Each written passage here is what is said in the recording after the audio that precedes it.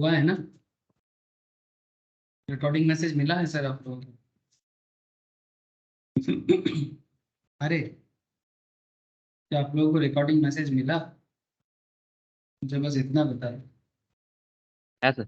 है sir. Okay sir, ठीक है, चलो स्टार्ट करते हैं। हाँ? अच्छा, तो बेसिकली ये पर्टिकुलर क्लास में हम लोग टोटल इनकम सॉल्व कर रहे थे लास्ट कुछ क्लासेस में। तो टोटल इनकम फिर से करेंगे सर, क्योंकि टोटल इनकम जितना करोगे उतना ही कम पड़ जाता है। कैलकुलेशन ऑफ टोटल इनकम आपको एक ओवरऑल आइडिया देता है मतलब इनकम टैक्स के बारे में। और इनकम टैक्स में जब जब हम लोग टोटल इनकम सॉल्व करते हैं तो इतना समझ लो कि कंप्लीट वे में आप ईच एंड एवरी चैप्टर को कवर कर लेते हो। मतलब salary, house property, PGBP, capital gain, other source, हर एक चैप्टर भी कवर होता है। साथ साथ में और भी जो बाकी चीजें चीजें हैं, जैसे कि डिडक्शंस का इस्तेमाल कैसे होता है ना, how to use GTI, deductions after GTI, clubbing of income का क्या कॉन्सेप्ट है। एक्चुअली मैं आज आपको क्लबिंग के बारे में ही बताना हूँ। ठीक है, क्लबिंग क्या है उसी के बारे में चर्चा करेंगे। जैसे लास्ट दिन मैंने आपको सेट ऑफ कैरी फॉरवर्ड समझा दिया, set of and carry forward of losses, है ना, कैसे कौन से हेड के साथ कौन सा हेड एडजस्ट कर पाता है, किसका लॉस किसके साथ एडजस्ट कर सकता था, और सबसे बड़ी बात, लॉस कब तक आप लेके चल सकते हो। Normally there is a provisions of 4 years, किसी केस में इस तरह का आपको मिला है ना सर, कि अगला 4 साल तक यूज कर सकते हैं इस तरह का। तो पॉइंट इज दैट कि set of carry forward of losses हम लोग देख लिए, लेकिन सर टोटल इनकम कैलकुलेट करने के लिए और एक बहुत वाइटल डिस्कशंस होता है, जिसे हम लोग कहते हैं क्लबिंग, है ना। क्लबिंग मतलब, चलो मैं स्क्रीन शेयर करके आपको बताता हूँ।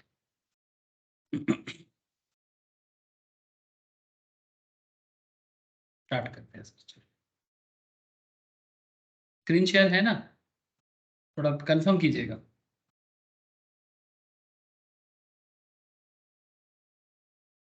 है सर। क्यों क्यों पूछते जानते हो? क्योंकि कभी कभी ऐसा होता है कि हम तो बताते जाते हैं और स्क्रीन शेयर शायद नहीं है। तो क्या होता है ना, बाद में रिकॉर्डिंग जिनको चाहिए होता है उनको दिक्कत हो जाता है। अच्छा, as you can see it here, total steps जो हम लोग टोटल इनकम कैलकुलेशन करने के लिए देखा था, इसमें रेसिडेंशियल स्टेटस जो हम लोग बेसिक्स में करेंगे सैटरडे वाला क्लास में, ठीक है।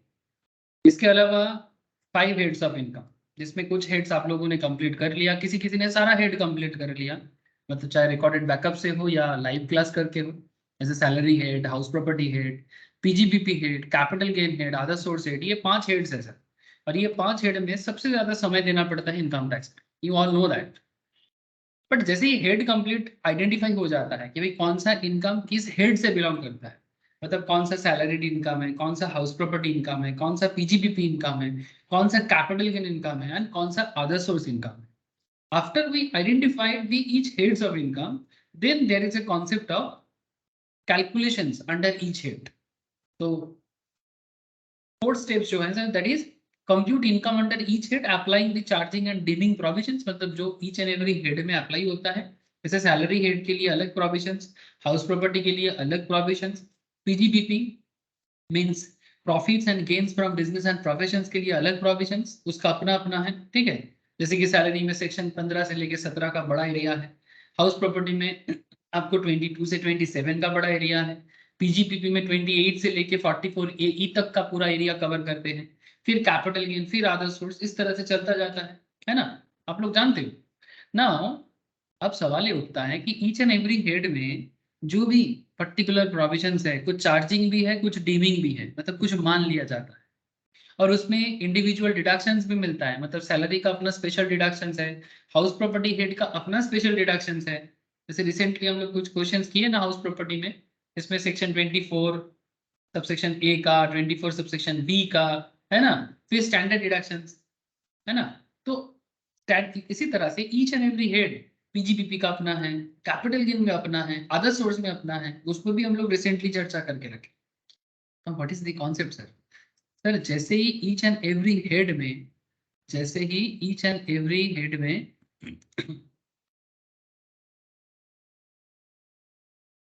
हम लोग कैलकुलेशन करना स्टार्ट कर देते हैं। उसके बाद मोस्ट इंपॉर्टेंट पार्ट जो आ रहा है सर, उसके बाद एक इंपॉर्टेंट पार्ट आता है और उसका नाम है क्लबिंग। ऐसे क्लबिंग होता क्या है ये मैंने आपको पहले भी बोला, बट क्लबिंग रिलेटेड क्वेश्चंस कैसे हो सकते हैं, क्लबिंग रिलेटेड प्रोविजंस क्या हो सकता है, इसके बारे में मैंने नहीं बताया। यस सर ये कौन सा चैप्टर चल रहा है? सर क्लबिंग प्रोविजन चल रहा है, clubbing. Okay sir. Clubbing chapter चल रहा है, क्लबिंग ऑफ इनकम। ठीक है, इसको चैप्टर वाइज ऐसे बोला जाता है, income of other persons included in assessee's total income. ठीक है, कोशिश करो सर रेगुलर रहने का। अगर लाइव में रेगुलर नहीं रह पाते हो तो कम से कम थोड़ा सा बैकअप लेके रेगुलर रहो, तो आपको समझ में आ जाएगा। सभी को बोल रहा हूँ मैं कि का क्या चल रहा है, कहाँ क्या हो रहा है। ठीक है, ठीक है सर, कोई बात नहीं। ध्यान से देखो सर, मैं वही स्टेप्स को इसीलिए मैं हमेशा हर क्लास में थोड़ा सा रिपीट टेलीकास्ट करता हूँ कि हम लोग क्या क्या पढ़े हैं, क्या आगे जा रहे हैं, कहाँ पर अभी बात कर रहे हैं, उसका क्या कनेक्शन है, स्टेप वाइज क्या डिस्कशन है, तभी बात कर लेते हैं। तो जैसे कि क्लबिंग प्रोविजन इसके बाद आता है, जैसे ईच एंड एवरी हेड का कैलकुलेशंस कवर होता है ना, ये जो ईच एंड एवरी हेड का कैलकुलेशंस जब कवर हो जाता है, उसका कंप्यूटेशन जब कवर हो जाता है, फिर पिक्चर में आता है क्लबिंग प्रोविजंस। उसके बाद सेट ऑफ कैरी फॉरवर्ड, जो ऑलरेडी मैंने आप लोगों को लास्ट क्लास में बताया था, सेट ऑफ कैरी फॉरवर्ड में ऑलरेडी कैलकुलेशंस करके दिखाया था। फिर आता है जीटीआई, फिर वहां से होता है डिडक्शंस का डिस्कशन। ऐसे डिडक्शंस की मैंने हल्का सा चर्चा करके आपको आइडिया दे दिया, डिडक्शंस का कैलकुलेशंस का यूज भी बताया। बट डिडक्शंस क्या है ना, it's a part of tax planning. Deduction is a part of tax planning. इस पे फिर से चर्चा करेंगे, क्यों जानते हो? क्योंकि टोटल इनकम फिर से कैलकुलेशन करेंगे। जैसे मैं थोड़ा क्लबिंग वगैरह बता दूं, फिर रिटर्न फाइलिंग वगैरह थोड़ा सा चर्चा कर दूं, उसके बाद मैं फिर से टोटल इनकम में चर्चा करूंगा। क्यों? क्योंकि टोटल इनकम का चर्चा जितना करेंगे उतना इनकम टैक्स में आइडिया क्लियर होगी। और टोटल इनकम पे चर्चा करने के टाइम पे फिर मैं डिडक्शन चैप्टर को उठाऊंगा और अलग अलग डिडक्शंस पे बात फिर करूंगा। मतलब 80C से 80U का जो लंबा एरिया है, उसमें क्या क्या डिडक्शंस अवेलेबल होते हैं और कैसे डिडक्शंस को अप्लाई करना चाहिए, उसका और वैरायटीज ऑफ क्वेश्चन प्रैक्टिस करेंगे। तो उसमें क्या होगा, डिडक्शंस का फिर से डिस्कशन होगा। ठीक है, ये सब टैक्स प्लानिंग कॉन्सेप्ट है। मतलब एक बंदा 10 लाख कमा ले, 15 लाख कमा ले, 20 लाख कमा ले, 50 लाख कमा ले, करोड़ों कमा ले, टैक्स लायबिलिटी के टाइम पे उनको थोड़ा चिंता होता है। इनकम करने के टाइम पे चिंता नहीं होता, इनकम करने के बाद जब सरकार के घर में टैक्स जमा करना होता है फिर उन्हें चिंता हो जाता है, हाँ, कि इतना टैक्स देना पड़ेगा। तब उनके सामने प्रोविजंस आता है कि ठीक है, सरकार बोलता है, गवर्नमेंट कहता है कि अच्छा, आपने अपने लिए, अपने फैमिली के लिए, समाज के लिए, देश के लिए, हाँ, कुछ किए हैं क्या, कुछ खर्चा किए हैं क्या? समाज, धर्म, जो भी आपका जो भी एरिया ऑफ मतलब जैसे वेलफेयर एरिया हो, वेलफेयर एरिया मतलब आप खुद के लिए करो, अपने फैमिली के लिए करो, देश के लिए करो, समाज के लिए करो, जाति के लिए करो, सरकार आपको कुछ ना कुछ मौका देता है। ठीक है, पीड़ितों के लिए करो, हाँ सर, मजाक नहीं कर रहे, welfare of the family, welfare of the society. अगर ऐसे पर्पस में आप कुछ खर्चा करते हो तो सरकार आपको डिडक्शन देता है। यही मेन पर्पस है डिडक्शन का। क्योंकि क्योंकि टैक्स डिपार्टमेंट क्या है सर? टैक्स डिपार्टमेंट जो इंडियन रेवेन्यू डिपार्टमेंट है, रेवेन्यू डिपार्टमेंट ही तो है ना सर। गवर्नमेंट का जो मेन दो रेवेन्यू का सोर्स है वो क्या है? एक इनकम टैक्स, एक जीएसटी। ओके, तो ये दोनों एरिया से गवर्नमेंट को करीब करीब 30 से 40% इनकम होता है, इंक्लूडिंग कस्टम, एक्साइज मिल के 50% समझ के चलो। ऑलमोस्ट 50% रेवेन्यू गवर्नमेंट टैक्स से कमाते हैं। तो टैक्स डिपार्टमेंट का काम क्या है? Welfare of the society. Government क्यों पैसा कमाता? ताकि पब्लिक का भला हो, पब्लिक के लिए अलग अलग चीजें डेवलप करते हैं। अगर अब ये डिडक्शंस क्यों देता है? ये डिडक्शंस इसलिए देता है जब पब्लिक खुद का भलाई खुद समझता है, अपनी फैमिली, सोसाइटी के लिए वो भी कुछ करता है, तो तब गवर्नमेंट बोलता है ठीक है भाई, हम आपको 80C से 80U में डिडक्शंस अवेलेबल कर देंगे। और कुछ कुछ चीजें गवर्नमेंट खुद से भी थोड़ा सा माफ कर देता है।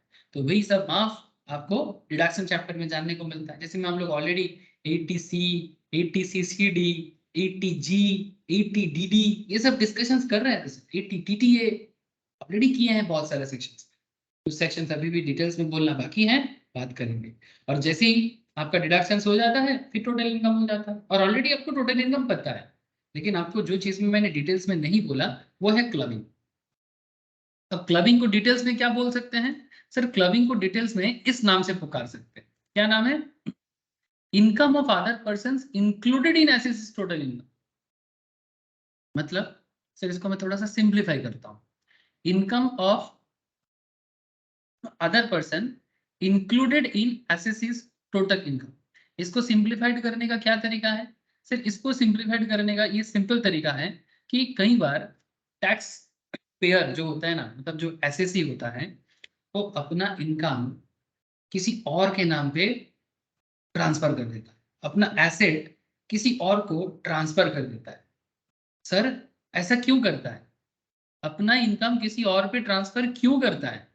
सर ऐसा करके ये सुविधा होता है, जैसे मानो हस्बैंड, एक सिंपल आपको बताते हैं, मानो हस्बैंड क्या किया,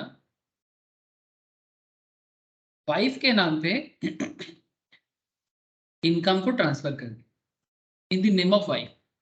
अब अगर हस्बैंड अपना अपना कुछ इनकम का पोर्शन ऑफ हिज इनकम अगर वाइफ के नाम पे ट्रांसफर कर देगा तो हस्बैंड का इनकम कम ना हो जाएगा? हेलो, ऐसा होता है कि नहीं होता है? ऐसा करते हैं बहुत सारे लोग, आप लोग भी देखे होंगे।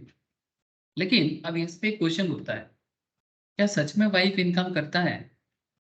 अगर वाइफ एक हाउस वाइफ है, मतलब जो फैमिली संभालते हैं, जो कोई रेगुलर अर्निंग मोड में नहीं है, जो कि हस्बैंड करते हैं नॉर्मली, हाउस वाइफ जो है उनका तो कोई अर्निंग एक्चुअल में नहीं है, तो टैक्स डिपार्टमेंट का कहना है तो हाउस वाइफ जो घर संभालने के काम करते हैं, अगर वो कुछ मतलब कोई कोई कोई पर्टिकुलर रेगुलर या ऑथराइज्ड वर्क नहीं करते, जैसे जहां पर जाके सैलरी वगैरह मिलता है, तो ऐसे सिचुएशंस में उनका इनकम कहां से आया?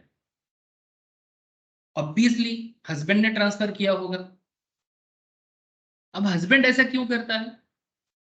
इसको समझने के लिए आपको एक छोटा सा कैलकुलेशन दिखाता हूं मैं, तो आपको समझ में आएगा कि हस्बैंड किस तरह से अपना इनकम को कम दिखाने के लिए ऐसा कर सकता है। मतलब इसको हम लोग बोल सकते हैं ना, मतलब थोड़ा सा धोखाधड़ी बोल सकते हो आप, ठीक है?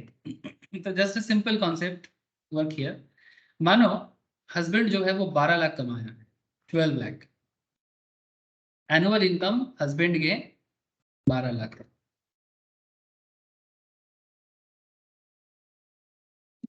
सर आप लोगों को एक काम करना पड़ेगा, आप लोग मुझे जल्दी से कैलकुलेट करके बताओ कि अगर कोई बंदा 12 लाख कमाते हैं तो उसको गवर्नमेंट के घर में कितना जमा करना होगा? टैक्स लायबिलिटी कैलकुलेट करो, बोलो sir.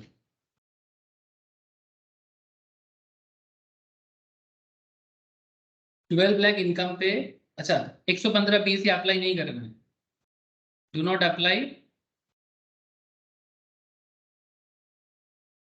115 BSc, do not apply, ये अप्लाई नहीं करना है। सो क्या अप्लाई करना है? Regular provisions.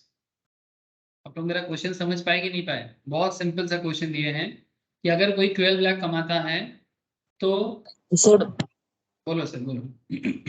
179400 179400 कितना सरकार के घर में देना है सर? 1,79,400। Yes yes sir. सबका से यही आंसर आया सर। हाँ सर। कैसे कैसे कैलकुलेट कर रहे हैं? Up to 2.5 nil, greater than 2.5 to 5 lakh at the rate 5%, जिसका वैल्यू हो जाता है 12,500। वी नो दैट, है ना? कर करके आदत हो चुका होगा। फिर आता है 5 लाख टू 10 लाख, जिसमें रेट बताता है 20% का, तो ये हो जाएगा आपका 1 लाख का, है ना? 5 लाख से 10 लाख का डिफरेंस पे टैक्स लगाएंगे, तो 5 लाख से 10 लाख का डिफरेंस कितना है? 5 लाख से 10 लाख का डिफरेंस है 5 लाख का। ये रफ बता रहा हूँ क्योंकि हम लोग बहुत क्लास में कैलकुलेशन करना सीखे हैं, ठीक है? सैटरडे वाला क्लास में तो आजकल यही सब कर रहे थे, सिर्फ यही क्वेश्चन कर रहे थे, इसीलिए मैं ज्यादा डिटेल्स में लिखा नहीं रहा हूँ, कोई ऑर्गेनाइज में नहीं कर रहा हूँ, रफली कर रहा हूँ क्योंकि आप लोगों को पता है, इसीलिए। तो up to 2.5 lakh nil, 2.5 to 5 lakh 5%, 12,500, 5 lakh to 10 lakh 20%, तो 5 लाख पे 20% 1 लाख, एंड 10 लाख से 12 लाख एट द रेट 30%। तो ये जो 2 लाख का डिफरेंस है, 2 लाख के डिफरेंस पे 30% मतलब 60,000। 1,60,000 और 12,500, 172,500। इस पे लग जाएगा सर 4% का क्या, एडू एंड हेल्थ सेस। तो 172,500 पे 4% कितना होता है रे?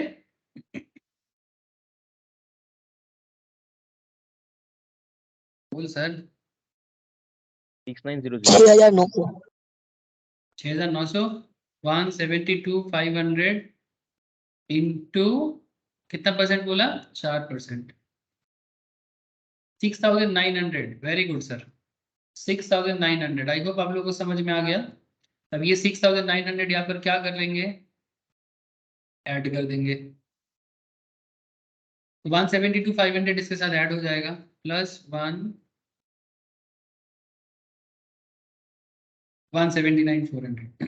एकदम राइट आंसर दिया आप लोगों ने। फिर भी मैंने थोड़ा कैलकुलेट कर लिया, जिन लोगों का नहीं हो रहा था उनके लिए, ठीक है, जिनको नहीं हो रहा था उनके लिए मैंने कर दिया। आई थिंक किसी का होगा नहीं, ऐसा हो नहीं सकता, पर फिर भी कर दिए। लेकिन सर इसमें एक किंतु परंतु है, मैं क्यों दिखाया? क्या हम लोग टैक्स कैलकुलेशन करना सीख रहे हैं क्या सर? वो तो हम लोग कब का सीख चुके हैं बेसिक के क्लास में, या फिर बेसिक्स में चल भी रहा है। Now the big question is that कि सर ये जो 179,400 है, ये अगर हस्बैंड को ज्यादा लग रहा है, आप अचानक से अगर सरकार बोलता है कि आप सरकार के घर में एनुअल लेवल में, अच्छा इनका कोई डिडक्शंस वगैरह हम लोग नहीं मानेंगे, we don't assume any kind of deductions, just रफली 12 लाख कमाया, 12 लाख इनकम किया, तो गवर्नमेंट के घर में इतना तो जमा करना पड़ेगा, रिटर्न फाइल इतने का करना पड़ेगा, 179,400 का। ना the big question is, if husband, husband मतलब जो पति है, वो चाहते हैं कि वही क्या, हस्बैंड कौन है? टैक्स पेयर है। अगर ये चाहते हैं कि उसका इनकम कम दिखा है, तो क्या करेगा? वो अपने वाइफ के नाम पे, अपने वाइफ के नाम पे एक टैक्स फाइल का ही रिटर्न भर देगा। और अपने 12 लाख में से, अगर वो बिजनेस करता है तभी ऐसा संभव है, जॉब करने के टाइम पे संभव नहीं है, ठीक है। तो ज्यादातर केस में ऐसा बिजनेसमैन करते हैं, ठीक है, बिजनेसमैन प्रोफेशनल बंदे वो लोग कर सकते हैं, क्योंकि वो लोग खुद का अकाउंट बनाते हैं ना। सैलरीड पर्सन का क्या है, पूरा प्रूफ मिल जाता है, बट बिजनेस प्रोफेशन में आप खुद अकाउंट बना के अपना टैक्स पे करते हो, ठीक है, उसका ऑडिट वगैरह भी कर देते हो, तो उस केस में ये संभव हो सकता है। अब there is a simple clubbing समझने का एक सिंपल तरीका आपको बता दूं। धीरे धीरे आप लोग और भी बहुत सारा तरीका समझोगे, बट मैं फिलहाल आपको एक सिंपल तरीका समझा रहा हूँ। And what is that simple तरीका? कि आप 12 लाख में से, out of this 12 lakh, out of this 12 lakh अगर हस्बैंड कुछ इनकम वाइफ के नाम पे कन्वर्ट कर देता है, मतलब वो शो ही करेगा स्टार्टिंग से इनकम टैक्स रिटर्न फाइल में, या अकाउंट्स भी बनाएगा, मानो आउट ऑफ 12 लाख 5 लाख वो वाइफ के नाम पे कर देना चाहता है। हेलो, आप लोग बात समझ रहे हैं सर? Yes. तो अगर 12 लाख में से 5 लाख वाइफ को ट्रांसफर कर देगा, अच्छा आप लोगों को पता है ना कि अगर किसी का 5 लाख तक का इनकम होता है, अगर वो इंडियन रेसिडेंट है, तो उसका टैक्स लायबिलिटी क्या बनेगा? रिबेट पे जाएगा। नील हो जाएगा सर। रिबेट मिल के 12,500 का रिबेट लेके 5 लाख तक इनकम पे वाइफ का इनकम नील हो जाएगा, टैक्स लायबिलिटी। ये आप लोगों को पता है, मैंने इसका tax liability income tax basics में रिसेंटली कवर किया लाइव क्लास में। Now the question is that, तो 12 लाख में से 5 लाख तो वाइफ में ट्रांसफर करके आपने दिखा दिया, वाइफ के नाम पे बिजनेस का नाम भी दिखा दिया, वाइफ के नाम पे एक बिजनेस बनाने में तो कोई प्रॉब्लम नहीं है। अब फिर 5 लाख वहां पर ट्रांसफर हो गए, लेकिन अब 12 लाख में से 5 लाख अगर वाइफ के पास में चला गया, तो बचा कितना? हेलो, बचा कितना? 7 लाख 7 लाख। अब 7 लाख में टैक्स लायबिलिटी कैलकुलेट करो। वाले सरकार से भी हाँ सर, वाला जो डील है उससे भी दिया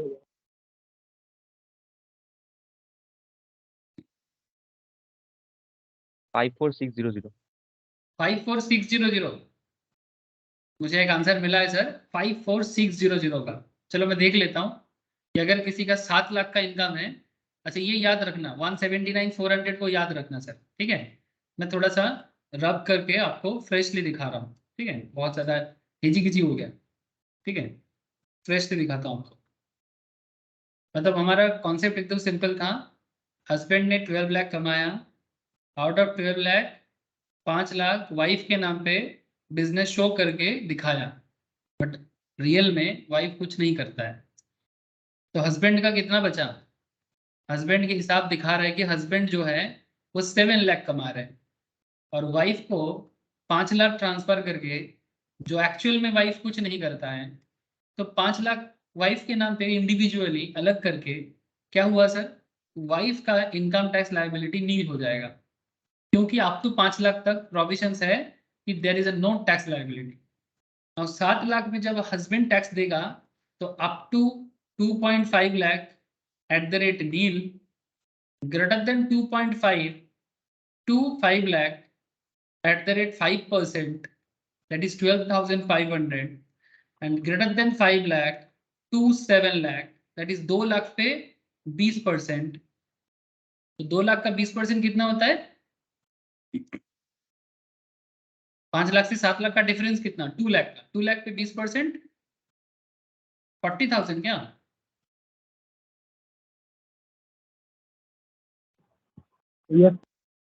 यस ना, 40,000। सो 40,000 इधर हो गया 12,500, इधर हो गया 40, तो 40 और 12,500 में कितना होता है? 52,500। इस पे लगाएगा 4%, एडू एंड हेल्थ सेस कितना हो जाता है? 52,500 पे 100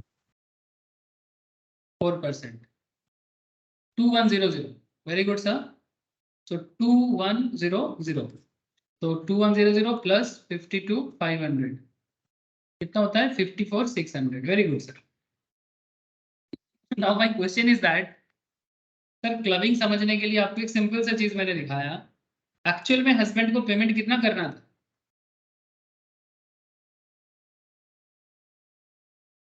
एक्चुअल टैक्स पेबल कितना था हस्बैंड का? 179,400। लेकिन क्योंकि उन्होंने वाइफ के नाम पे कुछ एसेट या इनकम को ट्रांसफर कर दिया, तो उनका इनकम शो कर रहा है 54,600। तो कितना सेविंग कर लिया?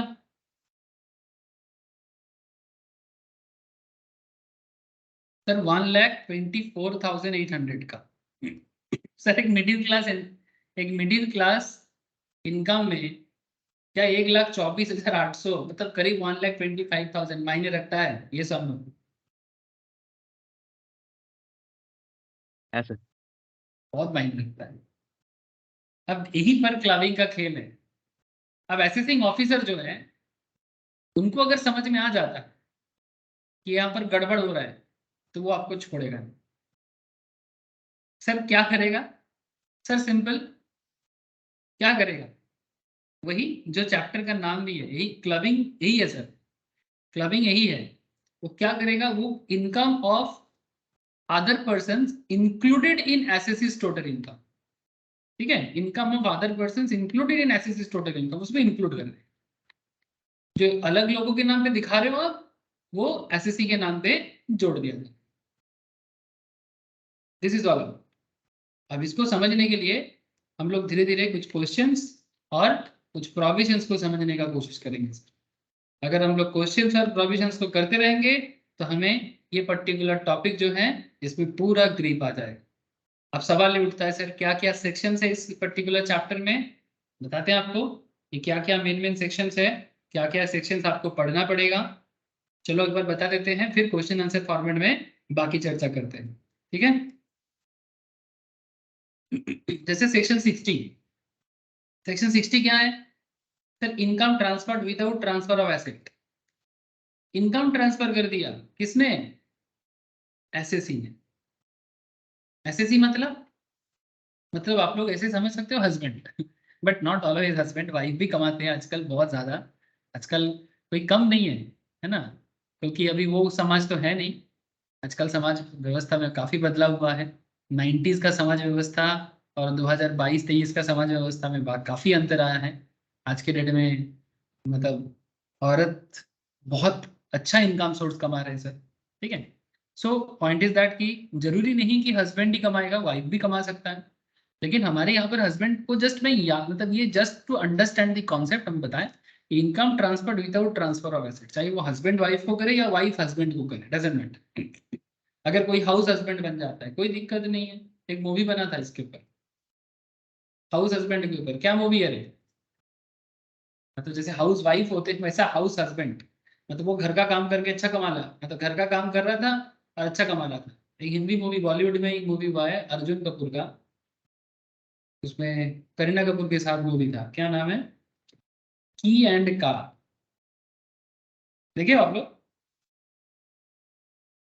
अरे देखा है किसी ने की एंड का?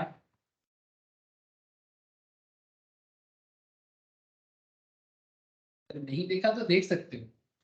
मतलब सर मैं, आप लोग चाहे सोचो कि सर ये इतना सारा चीज में कहाँ कहाँ से मूवी ढूंढ ढूंढ के लाता हूँ मैं। सर मैं ढूंढ के नहीं लाता।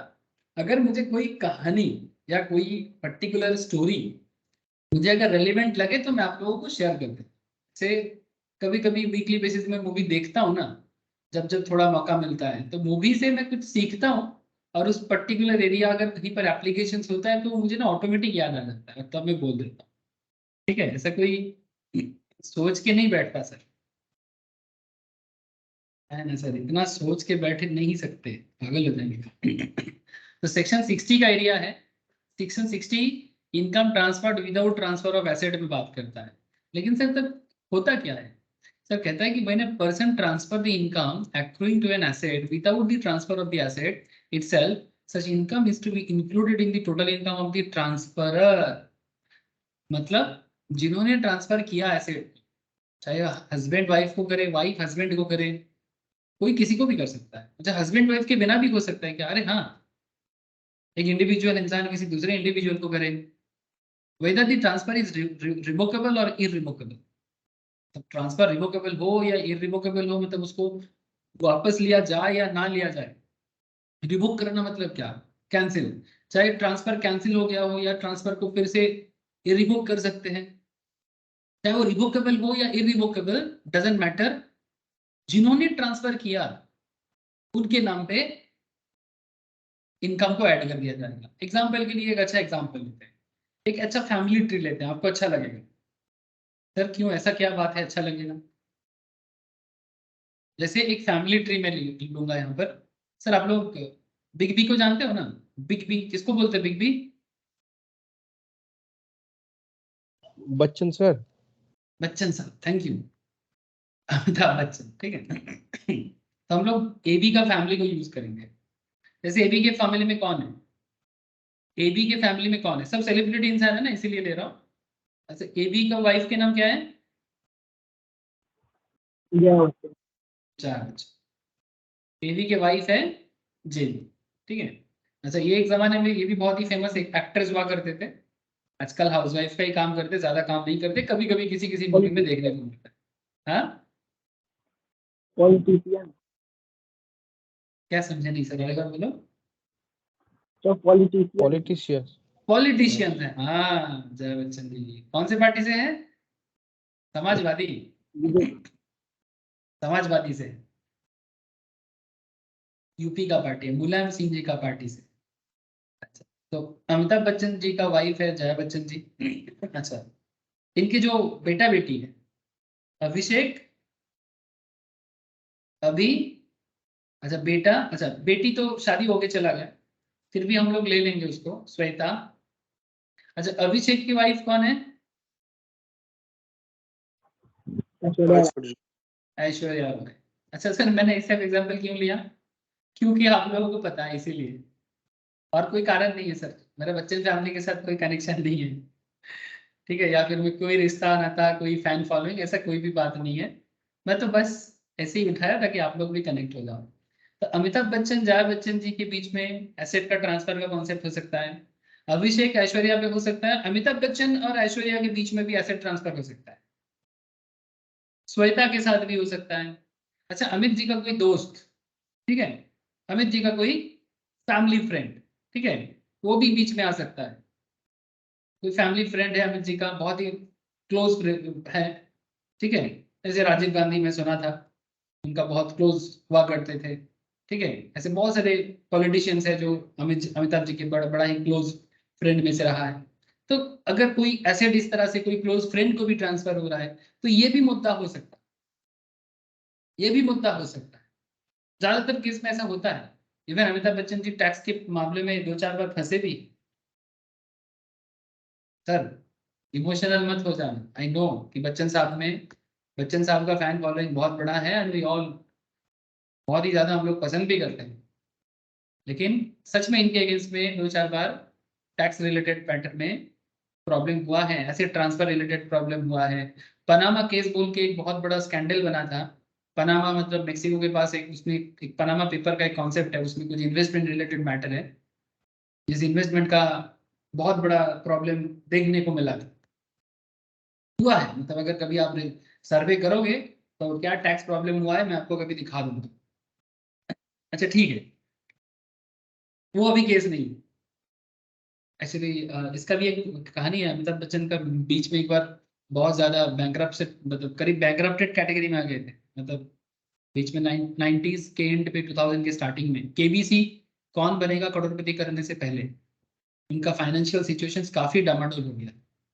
तो उस टाइम पे भी उन्होंने कुछ प्रॉब्लम में घिर गया था, वो फाइनेंशियल हो गया था। उन्होंने एक्चुअली एक प्रोडक्शन कंपनी ओपन किया था और वो प्रोडक्शन कंपनी चला नहीं, और फिर उनका बहुत मार्केट में लोन हो गया था, तो यही चक्कर में फंस गया था और उसमें टैक्स का भी सिचुएशन सामने आ गया था। बहुत सारा केसेस है ऐसा, आगे आगे चर्चा कर लेंगे कभी, लेकिन that is not our issue currently. हम लोग तो बस बच्चन साहब का फैमिली ट्री को यूज करेंगे फॉर द अंडरस्टैंडिंग पर्पस, ठीक है। अमिताभ जी, जया जी, ऐश्वर्या, अभिषेक, श्वेता, ठीक है, ये सब हम लोग बस जस्ट ट्राई टू अंडरस्टैंड करेंगे इस सेक्शन को समझने के लिए, ठीक है। तो सेक्शन 60 जो है ये income transfer without transfer of asset में बात करता है। Section 61 income arising from revocable transfer of asset से अराइज होता है। आई विल चर्चा, मैं डिस्कस करता हूँ इसके बारे में, ठीक है। I will discuss in later stage, धीरे धीरे सब बात करूंगा सर। अच्छा, और क्या चक्कर है? सेक्शन 60 है, सेक्शन 61 है, और कुछ सेक्शन है, हाँ सर। 64 तक जाता है। 64 में 64 के अंदर 64 सबसेक्शन 1 क्लॉज 2, 64 सबसेक्शन 1 क्लॉज 4, बस आपके कान में दे रहा हूं सेक्शंस को। Income arising to spouse by way of remuneration from a concern in which the individual has substantial interest। Sir ये क्या बात हो गया, ये क्या चीज है, समझाता हूँ, 2 मिनट थोड़ा बता देता हूँ। इनकम अराइजिंग टू स्पाउस, अब अगेन अमिताभ बच्चन का स्पाउस का नाम क्या है?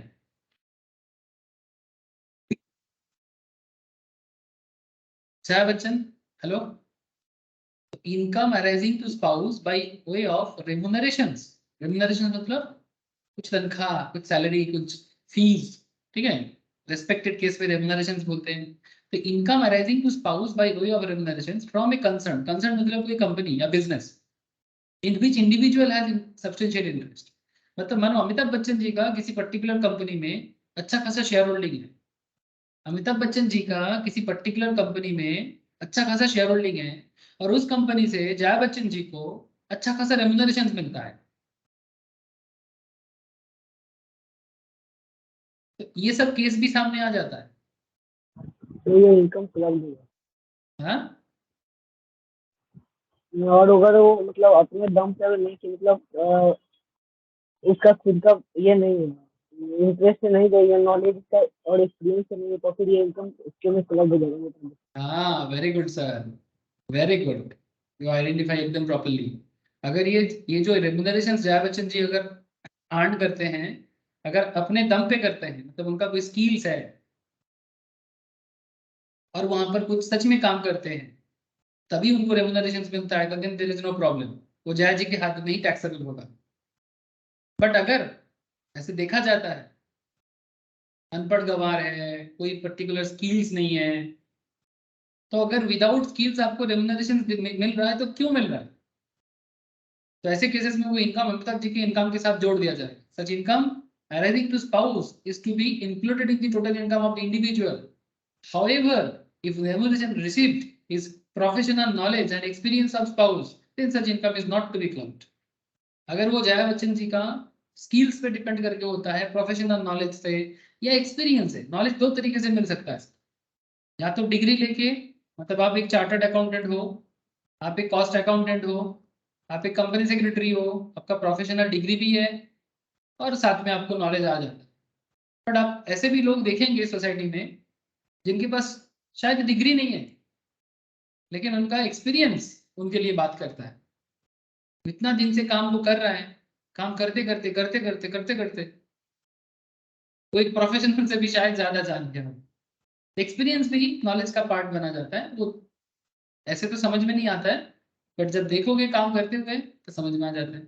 तो चाहे एक्सपीरियंस हो या प्रोफेशनल नॉलेज हो, अगर उसके दम पे कोई कमा रहा है तो नो इशू, बट अगर दम नहीं है फिर भी इनकम हो रहा है तो कहाँ से हो रहा है भाई? तो ये सब इनकम को इनकम टैक्स डिपार्टमेंट स्कैनर की तरह आंख टकटकी लगा के बैठा रहता है, कहाँ से आया। Section 64 subsection 2(4) income arising to spouse from asset transfer without adequate consideration. अगर कोई मतलब अमिताभ जी अगर जया बच्चन जी को किसी भी तरह का एसेट ट्रांसफर कर देता है, 10 लाख का एसेट, 50 लाख का एसेट, जो 50 लाख का चीज है वो अगर आप 20 लाख पे ट्रांसफर कर दो तो बीच का 30 लाख कहाँ गया? 50 का चीज 30 पे क्यों ट्रांसफर होगा? बीच का 20 लाख कहाँ चला गया? इनएडिक्वेट या विदाउट एडिक्वेट। तो ऐसे केसेस में भी उससे जो भी इनकम जनरेट होता है, आगे आगे आपको क्वेश्चंस कराऊंगा ना सर, आपको और क्लैरिटी मिलेगी। Income arising to son's wife, section 64 subsection 6। Son's wife मतलब कौन रे?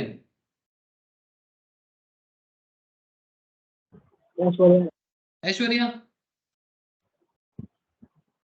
Income arising to son's wife from an asset transferred without adequate consideration.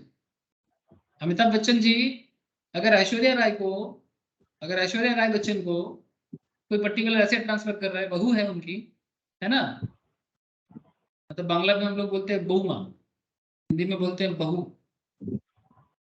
तो अगर बोलो सर, कोई कुछ कहना चाहते हो क्या? किसी का अनम्यूट है इसलिए पूछ रहा हूँ, बोलो सर। ठीक है सर। तो अगर सन की वाइफ को भी एसेट ट्रांसफर हो रहा है विदाउट एडिक्वेट कंसिडरेशन, उसका भी अमिताभ बच्चन के हाथ में टैक्सेबल हो सकता है, हो जाएगा। मतलब इनकम टैक्स डिपार्टमेंट क्लब कर देगा। क्लब का मतलब क्या?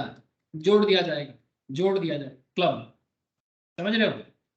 Income arising from an asset transferred otherwise than for adequate consideration by an individual to his or her son's wife shall be included in the income, total income of the transferor. मतलब अमिताभ बच्चन जी के income पे add हो जाएगा।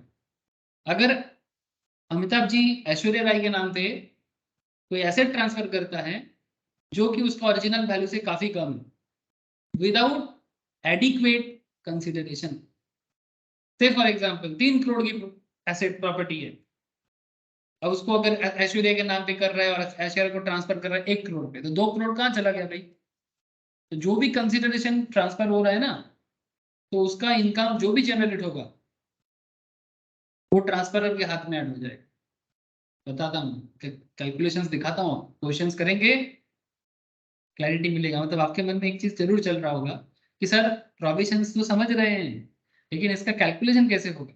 Just wait and watch, बताता हूँ। सब case studies questions है, कैसे करना है, कैसे क्यों करना है, सब बताऊंगा। सेक्शन 64 सबसेक्शन 1 क्लॉज, बोलो স্যার হ্যাঁ বলছি যে बोलो सर। এর মানে এটাকে তো ইনকাম ফ্রম আদার সোর্সও ট্রিট করা যায়। नहीं, क्यों income from other source treat करना? মানে সন্স ওয়াইফ যে হবে তো তার মানে মানে অ্যাজ আ গিফট হিসেবে সে ট্রিট করা যাবে না? अगर गिफ्ट है तो फिर ওটা गिफ्ट के ছিল हिसाब से होगा तो ठीक है। अगर गिफ्ट है, जैसे कि मैरिज में गिफ्ट मिला है तो टैक्स लगता है क्या उसका? না, বাট অমিতাভ বচ্চন ট্রান্সফার করছে তো সেটা তো মানে অ্যাজ আ গিফটই তো মানে সেটা বলবে ও। नहीं, नॉट ऑलवेज। और गिफ्ट का जो भी अमाउंट है, ठीक है, अगर वो गिफ्ट बोलेगा तो उसमें देखा जाएगा कितना गिफ्ट देते हैं भाई। रोज रोज गिफ्ट देते हैं क्या? ইনএডিকুয়েট হয়ে যাবে জিনিসটা। ऑब्वियसली तो इतना गिफ्ट नहीं कर सकते। रीजनेबल केस के ऊपर जाएगा तो इनकम टैक्स वाले को समझ में आ जाएगा। आप एक इनकम टैक्स ऑफिसर कोई मूर्ख है क्या? IRS बन के जाते हैं सर। इनकम टैक्स ऑफिसर बनने का क्या रूल है? आप लोग जो पढ़ाई कर रहे हो टैक्स का, आगे जाके यूपीएससी क्रैक करो, यही नॉलेज चाहिए आपको। IRS क्रैक करके, इंडियन ऑडिट एंड अकाउंट्स का एग्जाम क्रैक करके, सब यूपीएससी है।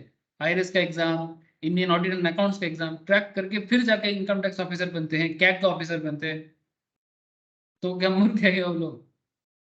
वो लोग देख के समझ जाएगा कि रोज रोज क्या चल रहा है। ये इनकम को कम करने का एक तरीका है, क्योंकि इनका टैक्स तो करोड़ों में होता है।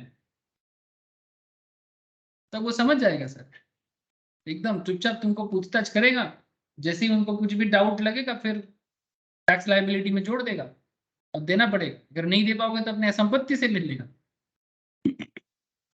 हर चीज थोड़ी गिफ्ट होता है। समझा करो, आगे आगे देखो, समझ समझ जाओगे और समझ जाओगे sir.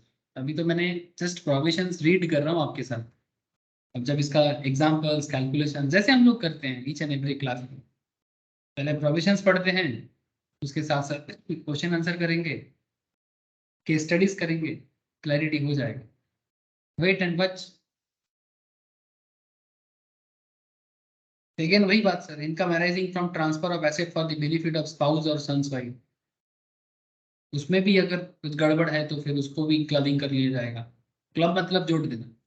All income arising to any person or association of person from asset transferred without adequate consideration is includable in the income of the transferor to the extent such income is used by the transferee for the immediate or deferred benefit of the transferor's spouse or son's wife.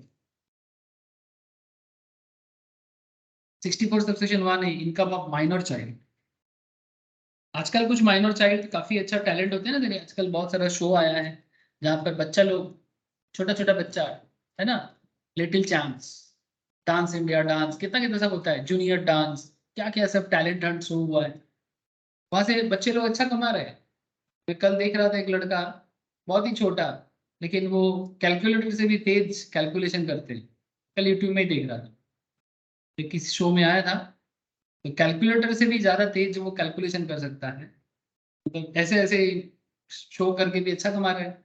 तो all income arising on accruing to a minor child, including a minor married daughter, shall be included in total income of his or her parent। अगर minor daughter का शादी भी हो चुका है, अब कोई बोलेगा सर माइनर मैरिड कैसे हो सकता है, नॉर्मली ये तो इलीगल है। हाँ दैट्स ट्रू, बट वो तो अलग लेवल में जाएगा ना सर, वो मैरिज एक्ट में IPC के थ्रू से देखा जाएगा, उसका अलग बात है। But income tax department income के ऊपर बात कर रहा है।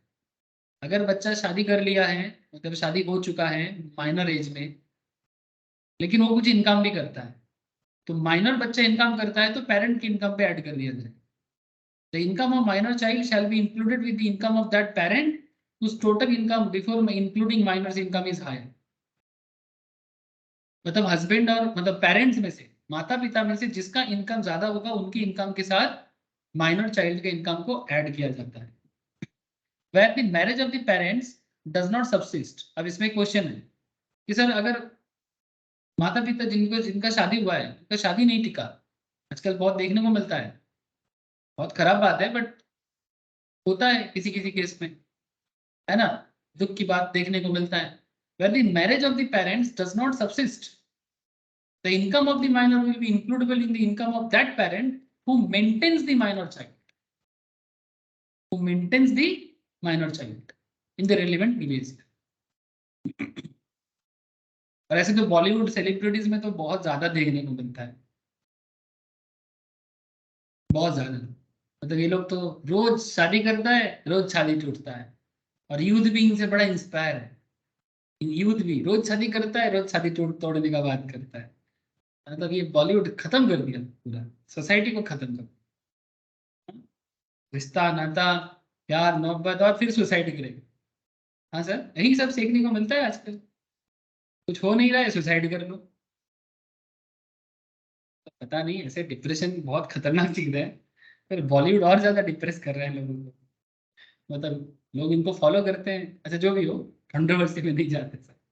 Where the marriage of the parent does not subsidy the income of the minor will be includable in the income of that parent who maintains the minor child in the relevant previous year। मतलब जिस particular year में minor ने income किया उस particular year में minor जिसके पास maintenance में था उनको देना पड़ेगा।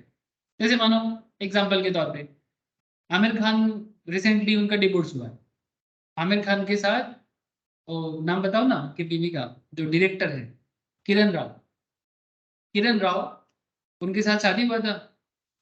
तो किरण उससे पहले आमिर खान का पहले भी शादी था, अब उसमें नहीं आते, लेकिन आपको मैं बस इतना बता रहा हूँ कि जैसे किरण राव के साथ आमिर खान का जो बेटा या बेटी जो भी है, मैं जितना जानता हूँ वो अभी भी माइनर है, ठीक है।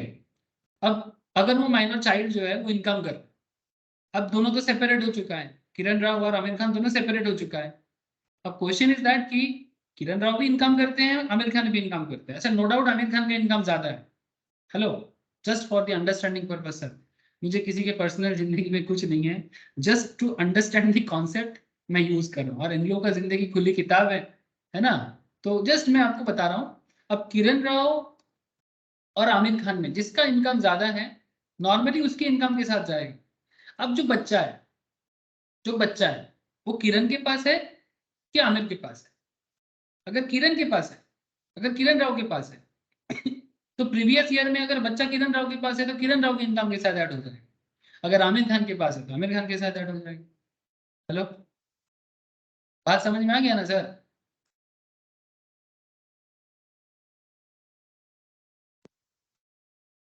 अरे बात समझ हाँ आ रहा सर। है ना? Yes. The parent whose total income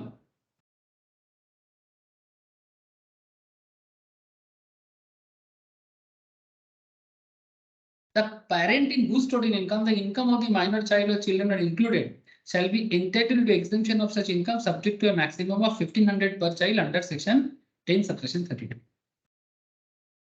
1500 करके exemption मिलता है। The parent in whose total income the income of the minor child or children are included shall be entitled to exemption of such income subject to a maximum of 1500 per child under section 1032। कोई rule ये नहीं बोला कि कितना child का, पर child का 1500 करके डिडक्शन से वो ले सकता है, सेक्शन 10 सबसेक्शन 32 के तहत, ठीक है।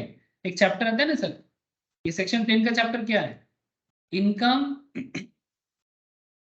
Which do not form part of total income. Basically agriculture income जब पढ़ाते हैं उसके साथ बोलते हैं, ठीक है। बेसिक में कवर कर देंगे लाइव क्लास में, बेसिक में हम लोग कंप्लीट कर दिए, पहला पढ़ाओ। अब इसके बाद रेसिडेंशियल स्टेटस और उसके बाद मैं आपको income which do not form पे बात कर लूंगा, ठीक है। तो income which do not form के अंदर ये सेक्शन 10 सबसेक्शन 32 के बारे में भी बताया जाता है, तो वही सेक्शन है। 1500 पर चाइल्ड करके एग्जेम्पशन मिल सकता है। सर क्या होता है 1500 में? सर 1500 में क्या होता है वो इंपॉर्टेंट नहीं है, इनकम टैक्स ने प्रोविजंस बना के रखा है, यही इंपॉर्टेंट है। हर चीज में क्यों सवाल मत करो, लॉ है, कैसे हो रहा है बस इतना देखो।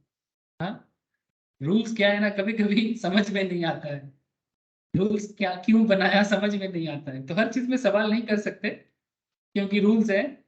सवाल करो, जरूरत के हिसाब से चेंज भी कर सकता है, बट लॉ बन के रखा है तो फॉलो करना पड़ता है, कॉन्स्टिट्यूशन जैसे बोलेगा। Following income of a minor child shall however not be included in the hands of her parent. अच्छा, कुछ इनकम दिया है सर, कुछ माइनर चाइल्ड के इनकम के बारे में बोला है जो पेरेंट के इनकम के साथ इंक्लूड नहीं होता। सर कौन सा इनकम है जो पेरेंट के इनकम के साथ ऐड नहीं होगा? Income from A manual work done by him, मतलब अगर वो अपने मेहनत से मैनुअल वर्क करके कमा रहे हैं, लेबरी करके, और activity involving applications of minor skills, कुछ स्पेशल स्किल से, टैलेंट से या स्पेशलाइज नॉलेज एंड एक्सपीरियंस से अगर कुछ कमा रहा है ना, तो वो पेरेंट के इनकम पे टैक्सेबल नहीं होता है। Income of a minor child suffering from any disability specified in section 80U, अगर कोई माइनर चाइल्ड कोई स्पेशल काइंड ऑफ डिसेबिलिटी पे जिंदगी चल रहा है उनका, सेक्शन 80U में बोला है, ठीक है। तो ऐसे केसेस में in case the assets transferred to a minor child not being a minor married daughter without consideration or for inadequate consideration in house is house property, then by virtue of section 27 subsection 1 the transferor parent will be the deemed owner of the house property. Therefore the income from house property will be taxable in the hands of transferor parent being the deemed owner and not in the hands of minor child. Consequently Clubbing provision section 64 subsection 1A would not be attracted in respect of such income due to which the benefit of exemptions under section 10 subsection 32 cannot be argued against such income. तो ये simple बात कर रहा है sir, एक साथ दो sections का बेनिफिट तो आप नहीं ले सकते। इतना कहना चाहता है कि अगर कोई माइनर चाइल्ड पे कोई हाउस प्रॉपर्टी ट्रांसफर कर रहा है एक्सेप्ट मैरिड डॉटर, क्योंकि मैरिड डॉटर का नॉर्मल कॉन्सेप्ट क्या है?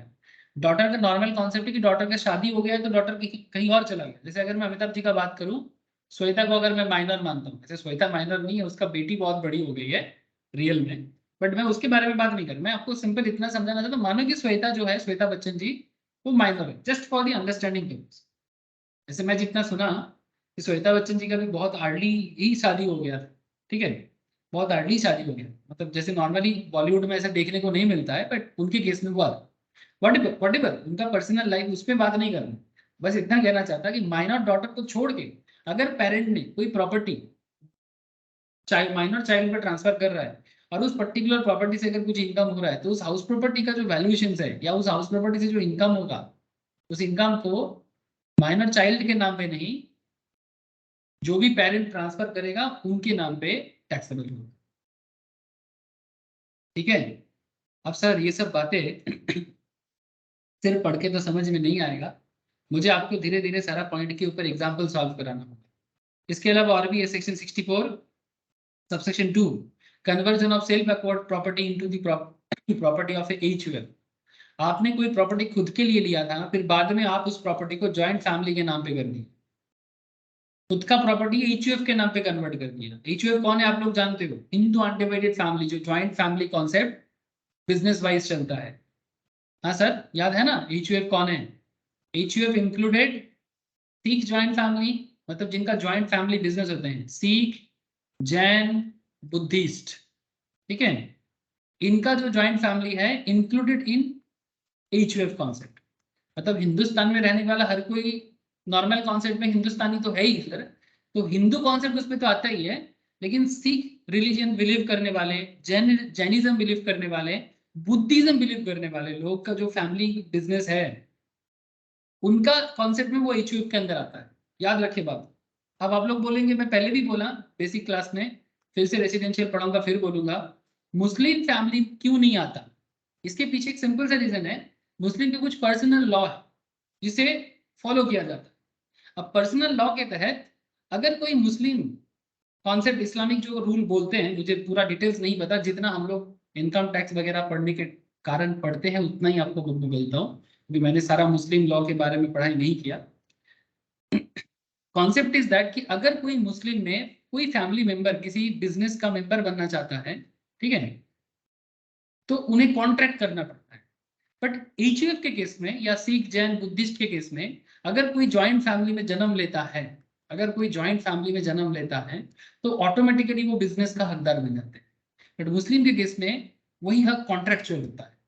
ये रूल के हिसाब से, ये आप लोगों के इनकम टैक्स के रूल के अंदर बोला गया है, ठीक है, इसीलिए मैंने बोला। तो इसलिए आप मतलब किसी का मन में चल सकता है सर एचयूएफ है तो एचयूएफ में सिख है, जैन है, बुद्धिस्ट है, तो मुस्लिम क्यों नहीं है? क्योंकि हमारे देश में मुस्लिम भी बहुत लोग रहते हैं, ठीक है।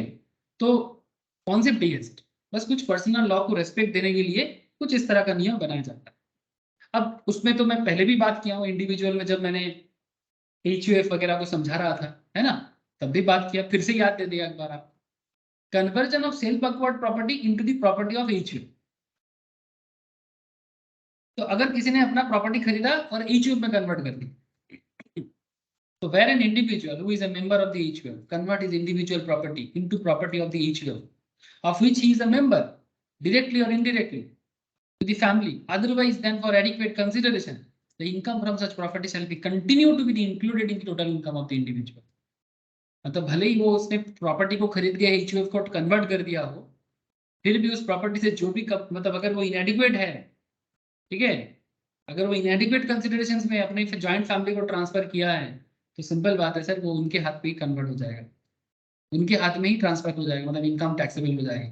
मतलब मानो अमिताभ बच्चन जी किसी ज्वाइंट फैमिली के मेंबर है, मैं जितना जानता हूँ अमिताभ बच्चन जी उत्तर प्रदेश के हैं, मैं जानता नहीं कि उनका फैमिली कितना ज्वाइंट है, बट एग्जाम्पल के लिए दे रहा हूँ कि अगर मानो अमिताभ बच्चन जी अपने लिए कोई प्रॉपर्टी खरीद के अपनी ज्वाइंट फैमिली को दे दिया, ठीक है, तो ज्वाइंट फैमिली को दे दिया और उस पर कुछ इनकम हो रहा है, वो भी इनएडिक्वेट में दिया, सिंपल कहते हैं उस प्रॉपर्टी से जो भी इनकम होगा वो ट्रांसफरर के हाथ में इंक्लूडेड हो जाएगा, मतलब अमिताभ जी पे ऐड हो जाएगा।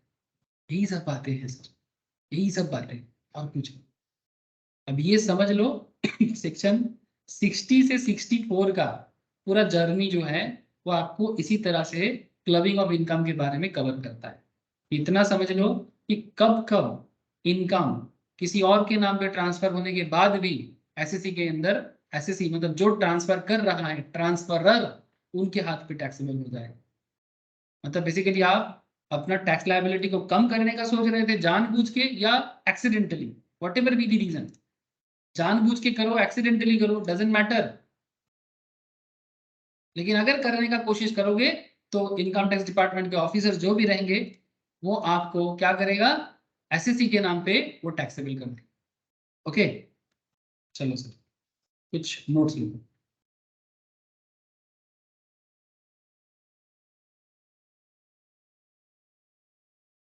हेलो सर, बोलो सर, लिख रहे हो कि नहीं लिख रहे हो? Yes sir. Clubbing of income sir, ठीक है। तो क्लबिंग ऑफ इनकम मतलब, क्लबिंग ऑफ इनकम का दूसरा नाम क्या है? क्लबिंग ऑफ इनकम का दूसरा नाम income of other persons, income of other persons included in assessee's total income, दोनों नाम से जाना जाता है। इनकम ऑफ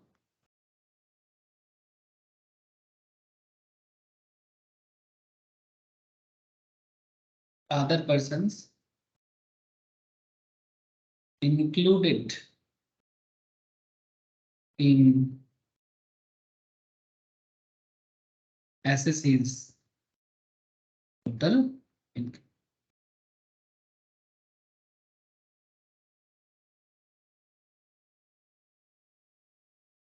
ठीक है सर, ये तो हो गया हेडिंग, लेकिन इससे क्या फर्क पड़ता है? पड़ता है सर, फर्क फर्क बहुत कुछ पड़ता है। सेक्शन 60 टू 65 ओवरऑल जो सेक्शन एरिया है जो बेसिकली कवर करता है क्लबिंग प्रोविजंस, ठीक है। अब इसमें मेन मेन सेक्शन जो है ऑलरेडी मैंने आपको कुछ रीड करा दिया, फिर भी एक बार शॉर्ट में लिख लो। जैसे सेक्शन 60 ट्रांसफर ऑफ इनकम के बारे में बात करता है। Section 61 revocable transfer of asset पे बात करता है, ठीक है। रिवोकेबल मतलब हम ले सकते हैं बाद में, इरिवोकेबल मतलब बाद में नहीं लिया जा सकता, रिकवर नहीं हो सकता। Section 62 is also there. Section 62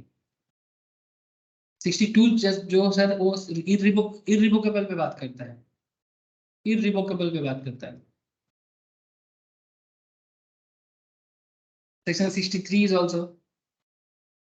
इसके अलावा आपका और क्या सेक्शन है? सेक्शन 63 मतलब इंपॉर्टेंट सेक्शंस जो ऑलरेडी मैंने आपको लिखाया था, मतलब अभी पढ़ा रहा था।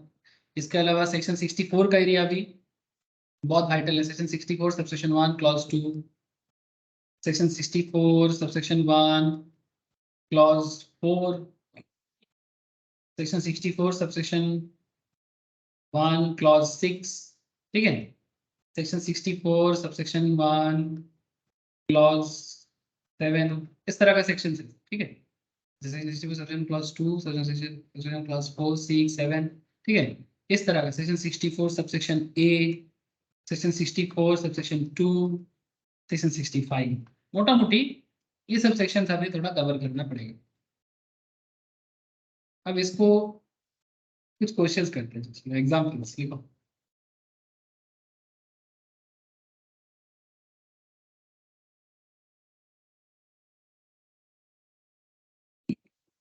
सेक्शन 60 से ही स्टार्ट करें, फिर धीरे धीरे दूसरा बात करेंगे। मिस्टर अमिताभ बच्चन, जैसे कि मैंने आपको स्टार्टिंग में बोला था कि हम लोग अमिताभ जी का फैमिली ट्री को यूज करेंगे। Mister Amitabh Bachchan transfer rupees 4 lakh to Mr. SRK. तो SRK मतलब SRK कौन है?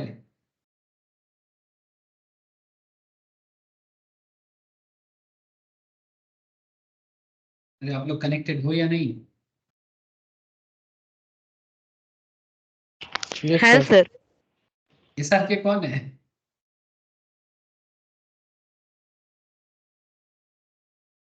अरे शाहरुख खान रे बाबा, शर्माते क्यों? शाहरुख खान है।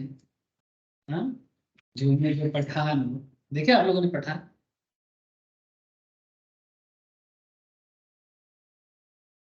मतलब अभी तक देखा नहीं। बड़ा अच्छा बिजनेस कर रहा है, सुनने को मिल रहा है। 1000 करोड़ क्लब में चला गया। शाहरुख खान बूढ़ा हो रहा है लेकिन जलवा दिखा रहे हैं। जो भी हो, in our example mister Amitabh Bachchan transfer ₹4 lakh to mister SRK। कौन है सर? दोस्त हो गया। As on 2 January 2022 without transferring the ownership of asset। मतलब SRK को जो एसेट ट्रांसफर कर रहा है, वो एसेट SRK को ट्रांसफर कर रहा है, बट ओनरशिप ट्रांसफर नहीं हो रहा है। Without transferring the ownership of the asset. Question is that, sir, what will be the tax consequence? Hello, लोगों को बात समझ में आया सर? का टैक्स कॉन्सिक्वेंस क्या होगा? मिस्टर बच्चन एसेट ट्रांसफर कर रहा है मिस्टर SRK को, बट ओनरशिप ट्रांसफर नहीं करता। ओनरशिप ट्रांसफर नहीं हो रहा है, सिर्फ एसेट ट्रांसफर हो रहा है। नाउ क्वेश्चन इज दैट, जब ऐसा होता है तो रूल क्या कहता है? Income transferred without transfer of asset, section 16। Rule क्या कहता है sir? When a person transfer the income accruing to an asset without the transfer of the asset itself, such income is to be included in the total income of the transferor। मतलब अमिताभ बच्चन के हाथ में मतलब उसको taxable हो जाएगा, whether the transfer is revocable or irrevocable, doesn't matter। तो आप कैसे लिखोगे? जवाब कैसे दोगे? How to write the answer? How to write the answer? कैसे लिखोगे? सर केस स्टडीज क्वेश्चंस है, केस को प्रूफ करना पड़ेगा। So as per section 60, when an individual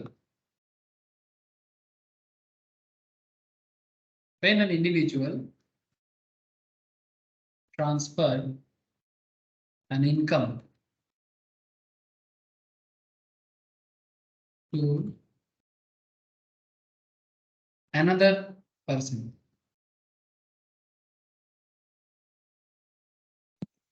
without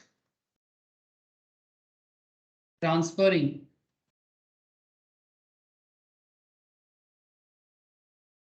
the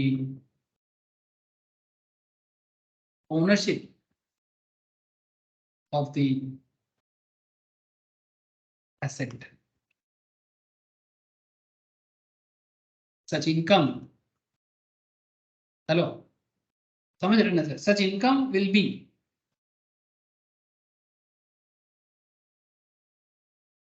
clubbed मतलब जोड़ देना, in the hands of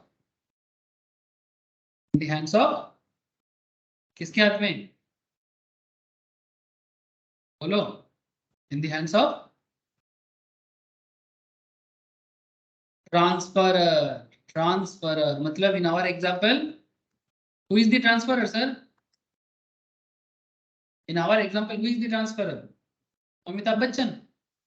hello, अरे बोलो सर, आपको बात समझ में आया? मैंने बस प्रोविजंस को लिखा, लेकिन क्या आंसर कंप्लीट हो गया? नहीं सर, कंक्लूजन देना है। In the given problem Mr AB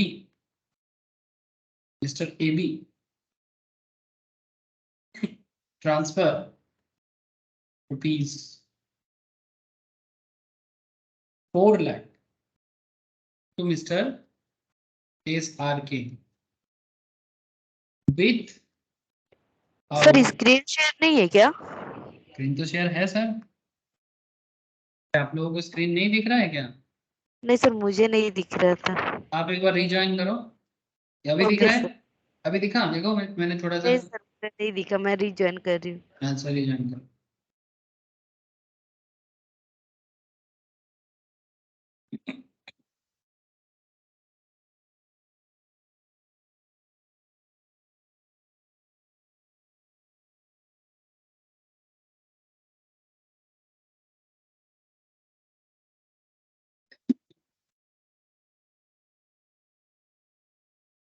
अभी दिख रहा है?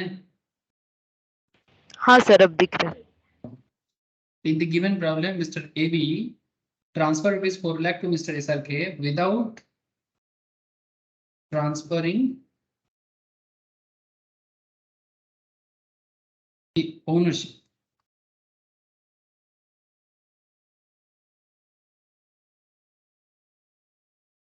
of the asset. Without transferring the ownership of the asset. So,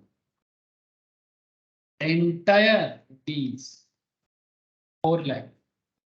sir 4 lakh बहुत छोटा रकम हो गया ना बच्चन साहब SRK के हिसाब से। यस सर, हम लोग तो बस एग्जांपल बना रहे हैं। ownership of the so entire rupees 4 lakh is clubbed in the hands of AB. बस ये है आंसर। बोलो, समझ में आया कैसे लिखना है? क्लबिंग का क्वेश्चन ऐसे होता है, मतलब एकदम हार्डकोर क्लबिंग का क्वेश्चन। सेक्शन वाइज आपको जवाब देना है। आपको ही बोलेगा सर हर केस में एक जवाब तो कॉमन है कि अगर समझ में ना भी आता है, अगर आप बाई चांस लिख के आते हो कि ट्रांसफर के हाथ में टैक्सेबल हो जाएगा, लेकिन सर इतना लिखने से नहीं होगा। क्यों होगा वो बताना पड़ेगा, और उसके बारे में कौन सा प्रोविजंस बोला है वो बताना पड़ेगा। जैसे सेक्शन 60 ने बोला है तो आपको सेक्शन 60 के बारे में बताना होगा, फिर जाके आंसर को प्रूव करना होगा। अदरवाइज आंसर आधा अधूरा रह जाएगा और आपको मार्क्स नहीं मिलेगा। मैं आपको बता देता हूँ, ठीक है। दूसरा স্যার क्वेश्चन चलो। ওনারশিপ ট্রান্সফার করলে কোন প্রভিশনে আসতো? आगे बताते चलना। ঠিক আছে।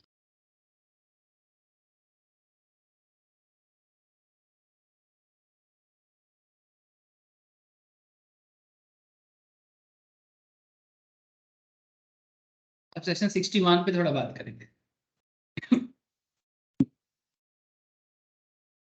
सेक्शन 61 जो है sir,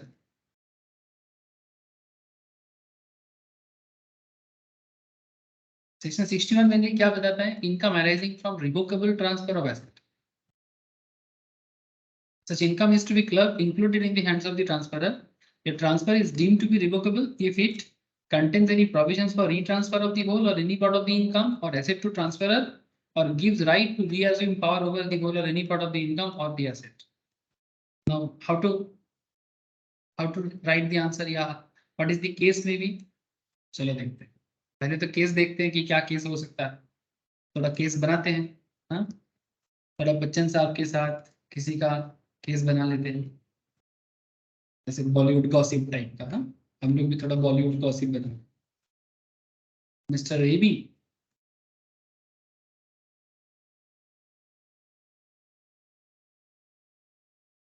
transfer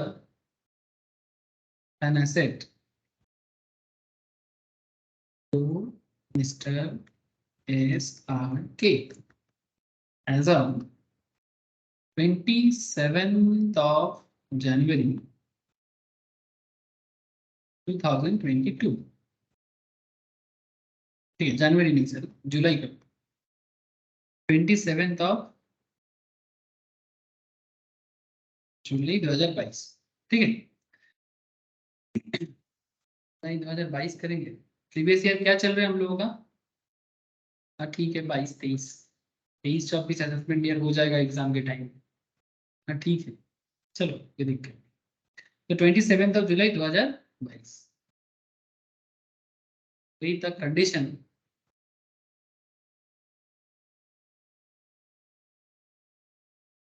that Mr. SRK will return back 20% of income, 20% of income from such asset to Mr. Amitabh Bachchan during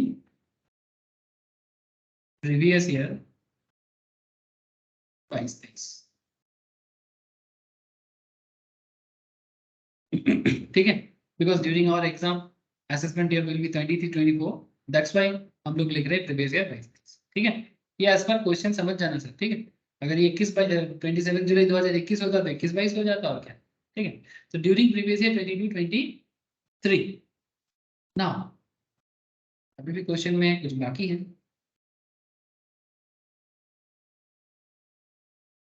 the total income from such asset is rupees 5 lakh. As per the terms of agreement, as per the terms of the agreement, Mr. SRK return rupees 1 lakh। 5 lakh का 20% कितना होता है? 20% of 5 lakh, 1 lakh ना। Return 1 lakh to mister एवी।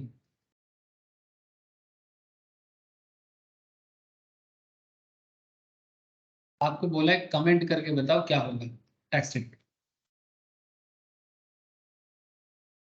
बोलो sir, क्या आप लोग समझ पा रहे हो बात को?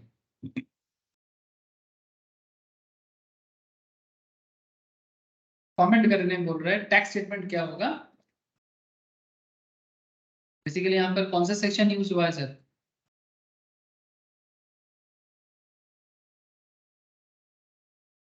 कौन सा सेक्शन यूज हुआ है क्लबिंग का? Section 61 sir, section 61 income arising from revocable transfer of asset. ठीक है, मतलब मिस्टर अमिताभ बच्चन ने जो ट्रांसफर कर दिया था एसेट को तो mister SRK as on 27 July 2022 with the condition that Mr. SRK will return back 20% of the income from such asset to Mr. Amitabh Bachchan during the previous year 22-23. The total income from such asset is 5 lakh. As per the terms of agreement, Mr. SRK returned 1 lakh to Mr. Devi, and you just need to comment what is the tax treatment.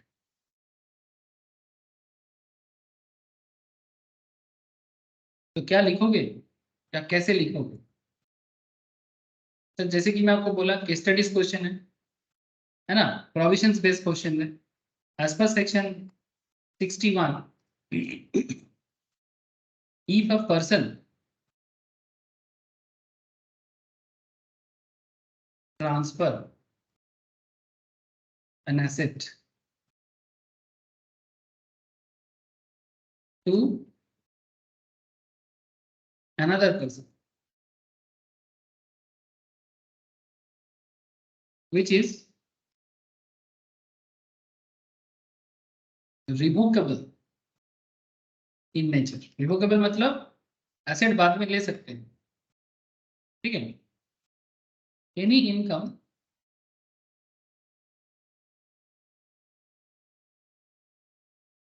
arising from such asset will be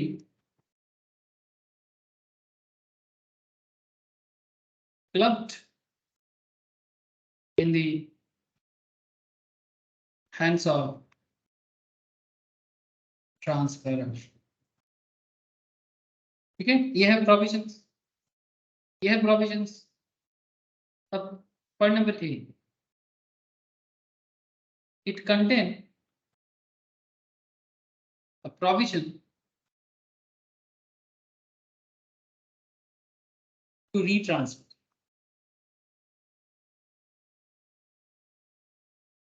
contain the provision of retransfer directly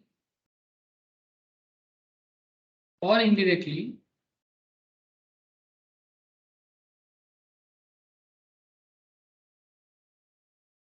the whole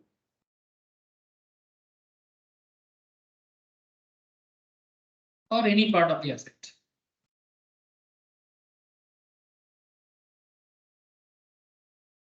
whole or any part of the asset। और क्या बोला है provisions,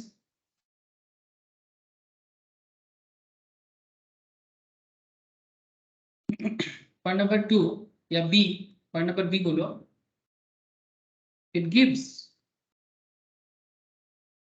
anyway transferor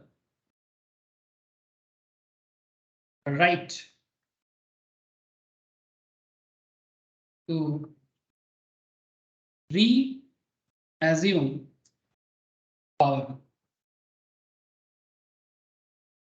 over the whole or any part of the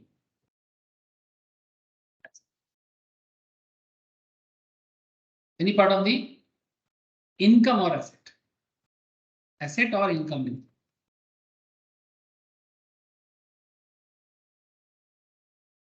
provision सही था ना। transfer is deemed to be revocable if it contains any provisions of retransfer of the whole or any part of the income or the asset to the transferor, or gives right to reassume power over the whole or any part of the income of the asset। दोनों में से कुछ भी। In our case provisions लिख लिए। Provisions लिखना जरूरी होता है क्वेश्चन का जवाब देने के टाइम पे, क्योंकि provisions is the proof of your, मतलब basically the base of the logic, ठीक है। मतलब लॉजिक वही है जिसके बेसिस में आप आंसर को दे रहे हो। अब in the given problem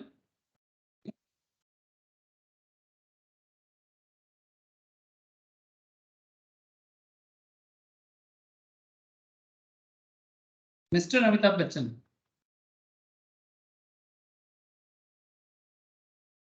transfer an asset to Mr. SRK, which is revocable in nature. So entire rupees 5 lakh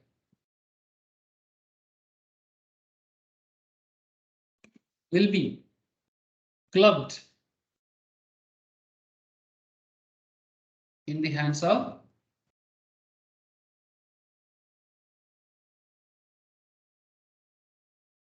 कौन होगा सर, एसआरके की AB?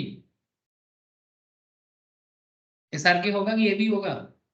In the hands of mister, क्या होगा रे? किसके हाथ में डैश लगेगा? एबी। क्यों सर? ट्रांसफरर के हाथ, ट्रांसफरर के हाथ में सर, ट्रांसफरर के हाथ में। प्रोविजंस वही कहता। लेकिन सर 5 लाख का होगा कि 1 लाख का होगा? एंटायर 5 लाख, भले ही 20% का एडजस्टमेंट क्यों ना हो, क्योंकि ये एसेट इरिवोकेबल है ना, मतलब सर रिवोकेबल है ना। अगर एसेट इरिवोकेबल होता तो वो सब्जेक्ट टू कंडीशन देखा जाता, और इन दैट केस में भी वो एबी के हाथ में टैक्सेबल ना होता, इन दैट केस एसआरके के हाथ में ही टैक्सेबल होता। लेकिन क्योंकि ये रिवोकेबल नेचर का है, और आपने यहाँ पर होल और पार्ट ऑफ द एसेट और इनकम, अब आप अमिताभ जी को ट्रांसफर भी कर रहे हो, तो इनकम टैक्स इतना झमेला नहीं देखने जाएगा, डिपार्टमेंट इतना झमेला नहीं देखेगा, तो चुपचाप 61 अप्लाई करेगा और बोलेगा कि जिसका एसेट ट्रांसफर हुआ है उसके हाथ में एंटायर इनकम पे टैक्स लगा दो। अब किसका एसेट है, रिवोकेबल है, इरिवोकेबल है, आप लोग समझो। बट ऐसे केसेस में ऐसा करता है, और ये डीम्ड टू बी रिवोकेबल मान लिया जाए, हम मान लेंगे कि डीम्ड है, deemed to be revocable.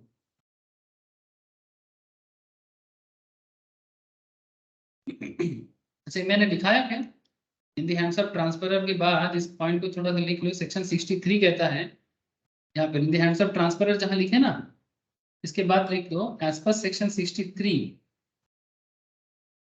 as per section 63 a transfer is treated as deemed to be revocable, as deemed to be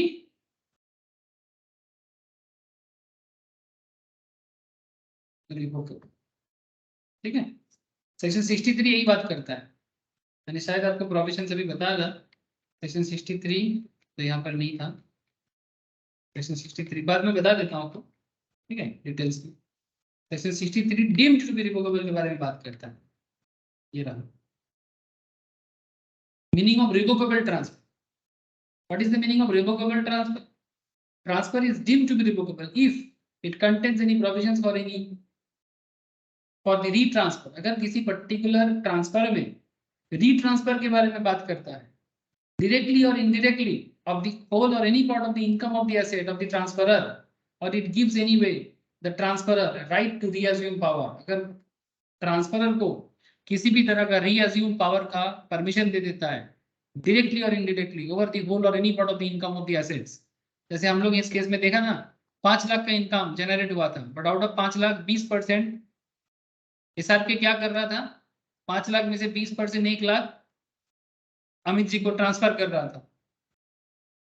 तो वही कहता है सर, अगर किसी ट्रांसफर में डीम्ड रिवोकेबल का खुशबू या बदबू जो भी बोलो, अगर ऐसा लगता है कि इनकम पे ट्रांसफरर अधिकार जता रहा है, any provisions for the transfer directly or indirectly of the whole or any part of the income of the asset or transferor, और किसी भी तरह से रीअज्यूम पावर का बात आ जाता है, तो इनकम टैक्स डिपार्टमेंट सिंपल कहता है कि ऐसे केसेस में ट्रांसफरी के हाथ में हम लोग ज्यादा दिमाग नहीं लगाएंगे, चुपचाप ट्रांसफरर के हाथ में होल अमाउंट को ही टैक्सेबल कर देंगे। जैसे कि इस केस में 5 लाख अमित जी के इनकम के साथ जोड़ दिया जाएगा, एसआरके के हाथ में नहीं जाएगा। तो इसमें 2 सेक्शन काम कर गया सर, सेक्शन 61 तो था ही, साथ में सेक्शन 63 को भी पढ़ना पड़ा, जो डीम्ड टू बी रिवोकेबल के बारे में बात करता है। बोलो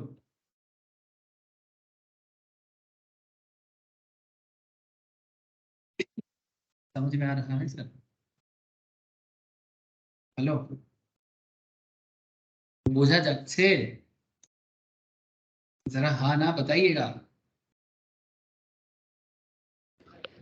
हाँ सर। बाकी लोगों को समझ में नहीं आ रहा है क्या? सिर्फ सोनी का ही मुझे आवाज मिला।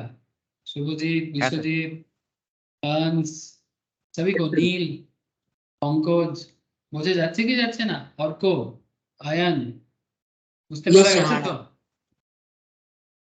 ठीक है, बीच बीच में थोड़ा हाँ ना बोलने से मुझे थोड़ा अच्छा लगता है कि हाँ चलो समझ में आ रहा है, मैं इतना बकबक कर रहा हूँ, आप लोग बकबक का कुछ काम हो रहा है। अगर बकबक का कोई काम नहीं होगा तो फिर क्या है, फिर से बताना पड़ेगा, और क्या। ओके सर, ठीक है, चलिए और आगे बढ़ते हैं। क्या है सर ना, बढ़ती का नाम जिंदगी। जिंदगी में हमेशा क्या करना चाहिए, आगे बढ़ते रहना चाहिए, कदम कदम बढ़ाए चल। नेताजी सुभाष बोस का गाना सुने आप, कदम कदम बढ़ाए चल, खुशी के गीत गाए चल, जिंदगी है कौम की तो कौन पे लुटाए चल। फिलहाल हम लोग कौम पे नहीं, इनकम टैक्स में लुट जाएंगे। हाँ, इनकम टैक्स में लुट जाते हैं। अच्छा, अब थोड़ा सा और भी कुछ केस करते हैं, जितना केस करेंगे उतना समझ में आएगा। अच्छा, जैसे देखो, अमिताभ जी एक ट्री बनाते हैं। अमिताभ जी जया बच्चन को ट्रांसफर करेंगे, ये कब हो सकता है, कौन सा सेक्शन इसके बारे में बात करता है? अमिताभ जी अगर कोई एसेट जया जी को ट्रांसफर करता है, ये कौन सा सेक्शन बात करता है? हाँ सर, अमिताभ जी जया जी को ट्रांसफर करेगा, ये कौन सा सेक्शन बात करता है? सेक्शन 64 सबसेक्शन 1 क्लॉज 4, यस ना। Income arising to spouse from asset transferred without adequate consideration, यही है ना। तो अमिताभ जी जया जी को ट्रांसफर कर रहा है, या सेक्शन 64 सबसेक्शन 1 क्लॉज 2 भी आता है, इसमें income arising to spouse by way of remuneration, ये अलग है, ये थोड़ा अलग है। सेक्शन 64 सबसेक्शन 1 क्लॉज 2 थोड़ा अलग है, क्लॉज 4 थोड़ा अलग है, ठीक है। क्लॉज 6 वो भी थोड़ा अलग है, मैं बताता हूँ। अमिताभ जी अगर जया जी को एसेट ट्रांसफर करेगा, तो ये कौन सा सेक्शन का पार्ट है? Section 64 subsection 1 clause 4। ये अमित जी जब जया जी को ट्रांसफर करेगा उसका पॉइंट है। अच्छा, वेरी गुड सर। अच्छा, अगर अमित जी अभिषेक को ट्रांसफर करता है, अभिषेक को नहीं बेसिकली, अभिषेक बच्चन, उसके नीचे एरो करके लिख दो ऐश्वर्या बच्चन, ठीक है। अच्छा, अगर अमित जी सन्स या सन्स वाइफ, ये कौन सा सेक्शन बात करता है? Section 64 subsection 1 clause clause clause 6, income arising to son's wife from an asset transferred without adequate consideration, ठीक है। तो अमित जी अगर कोई एसेट, अमित जी अगर कोई एसेट सन्स वाइफ को दे रहे हैं, सन्स वाइफ, ठीक है, अमित जी की तरफ से अगर कोई एसेट सन्स वाइफ को जा रहा है, तो वो कौन से सेक्शन का पार्ट बन जाएगा? सेक्शन 64 सबसेक्शन 1 क्लॉज 6 का पार्ट बन जाएगा। एसेट हो या एसेट से जनरेटिंग इनकम आल्सो, ओके। बार बार यहाँ पर देखो सर ध्यान से, इनकम अराइजिंग बोल रहा है, income arising to son's wife from an asset transferred without adequate consideration, मतलब जो एसेट ट्रांसफर आपने किया वहां से कोई इनकम जनरेट हो रहा है। एग्जाम्पल के तौर पर, जैसे मैं, मुझे जितना नॉलेज है मैं आपको बता रहा हूँ, अमिताभ बच्चन सर का बॉम्बे में, मतलब मुंबई में बहुत सारा रियल एस्टेट प्रॉपर्टी है, और वो भी बहुत ही वैल्यूएबल रियल एस्टेट प्रॉपर्टी, ठीक है।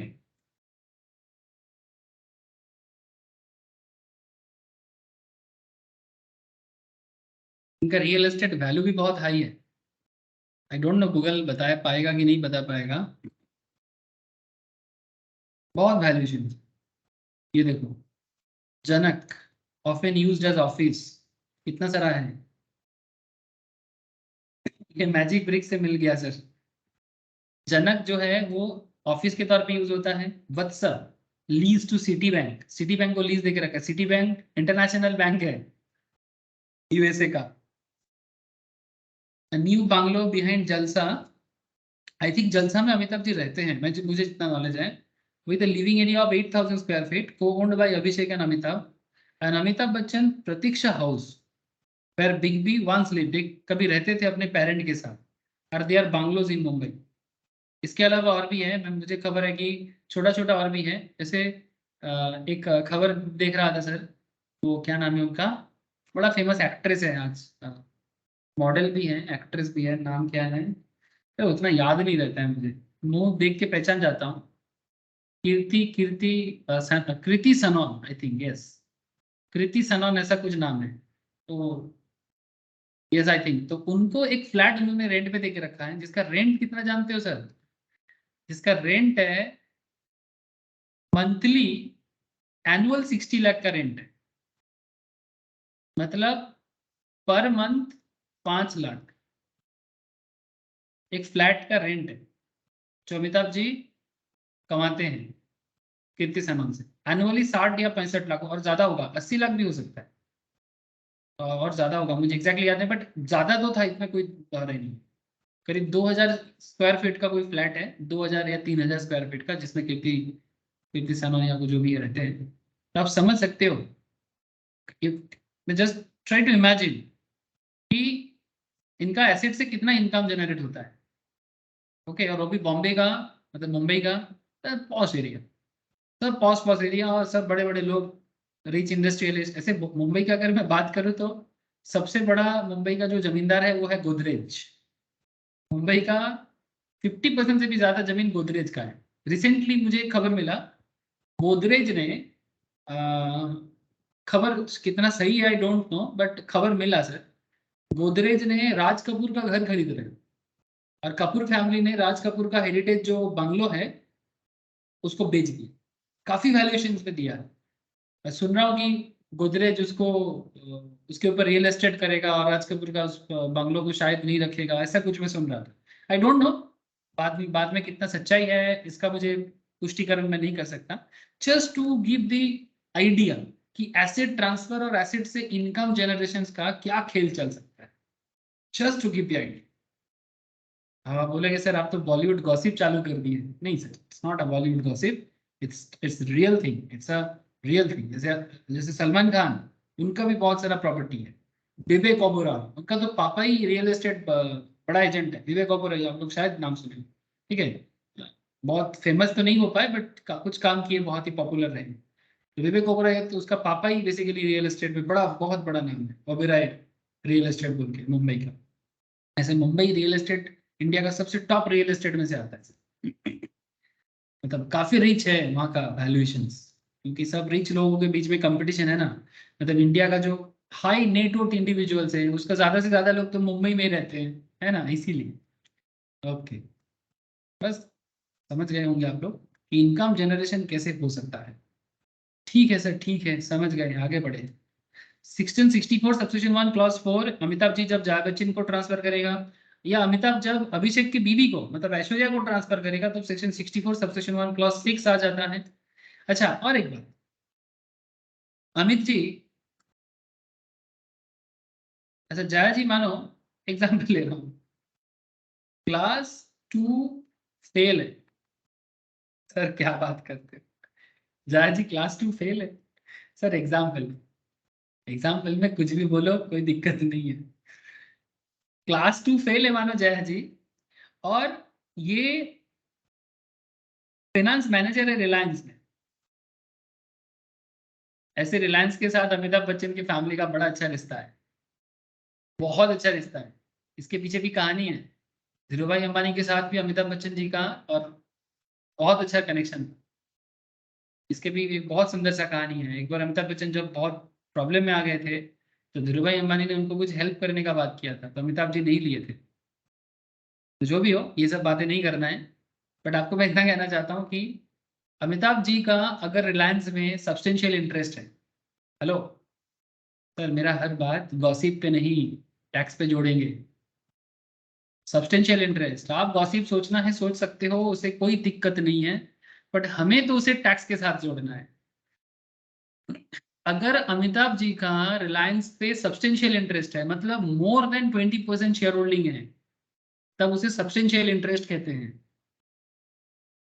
अगर अमिताभ जी का सब्सटेंशियल इंटरेस्ट है रिलायंस पे, और रिलायंस पे अपना जया जी, रिलायंस पे अपना जया जी फाइनेंस मैनेजर है, तो उनको सैलरी मिलता होगा। लेकिन सर क्लास 2 फेल है। अब इसमें बड़ा क्वेश्चन है। मैं क्लास 2 फेल इसलिए लिखा कि अगर इनका क्वालिफिकेशंस भी नहीं है, तजुर्बा भी नहीं है, बेसिकली इनएलिजिबल है फॉर द पोस्ट, बट फिर भी अगर वो फाइनेंस संभलता है रिलायंस ने और उनको कुछ सैलरी मिलता है, तो ये चिंता का बात है। तो ये इसमें कौन सा सेक्शन लागू हो जाएगा? Section 64 subsection 1 clause 2। लेकिन अगर जया जी लायक है, एलिजिबल है, तो उसमें क्लबिंग नहीं आए, वो जया जी के हाथ में ट्रांसफर होगा। मतलब रिलायंस से जो भी रेम्यूनरेशन मिलता है, और रिलायंस के अमिताभ जी का सब्सटेंशियल इंटरेस्ट भी है, तो रिलायंस से अगर जया जी अपने कैपेबिलिटी से कमाते हैं तो no issue. But class 2 fail मैंने क्यों लिखा? अगर वो कैपेबल नहीं है फिर भी उनको इनकम हो रहा है, तो सिंपल बात है, जो भी इनकम जया जी इनकेपेबल सिचुएशंस में किसी कंपनी से इनकम करेगा जहां पर अमिताभ बच्चन जी का सब्सटेंशियल इंटरेस्ट है, वो इनकम अमिताभ बच्चन के इनकम के साथ जोड़ दिया जाएगा सेक्शन 64 सबसेक्शन 1 क्लॉज 2 के तहत।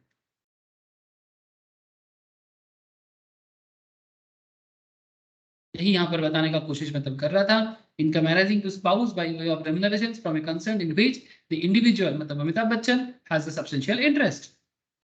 However, if the remuneration received is attributable to the application of technical or professional knowledge and experience of spouse, then such income is not to be clubbed.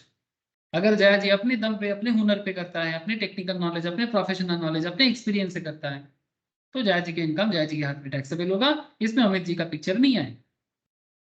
But अगर जया जी class 2 fail है तो फिर बात अलग हो जाएगा, और उसमें कौन सा सेक्शन काम करेगा? सेक्शन 64 सबसेक्शन 1 क्लॉज 2 काम करेगा। हेलो, बोलो सर, क्या बात समझ में आया? क्या बात समझ में आया सर?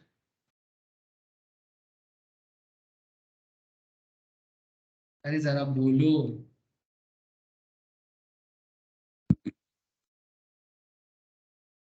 आप लोग इतना चुप क्यों हो जाते हो सर? इतना सन्नाटा क्यों है रे भाई? एग्जाम्पल। हेलो सर, आप लोग कनेक्टेड हो कि नहीं? Yes, Yes. sir. Yes sir, okay sir. Mister A B transfer 10% debenture. Debenture का वैल्यू मानो 1 लाख का, ठीक है? तो mister A B transfer 10% debenture 1 lakh of rupees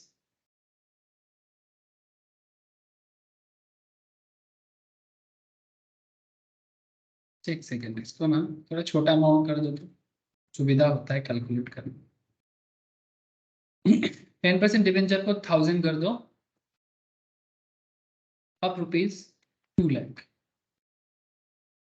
mister A B transfer 10% debenture 1000 of rupees 2 lakh to Mrs A B. Mrs A B मतलब Mrs Bachchan, मतलब जया बच्चन, मतलब JB. As on 7th of July 2022, okay, कब हुआ? Mr A B transfer 10% debenture of rupees 2 lakh to Mrs A B as on 7th July 2022।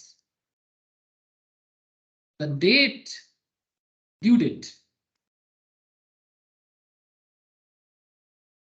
The due date of interest is on 3rd September every year.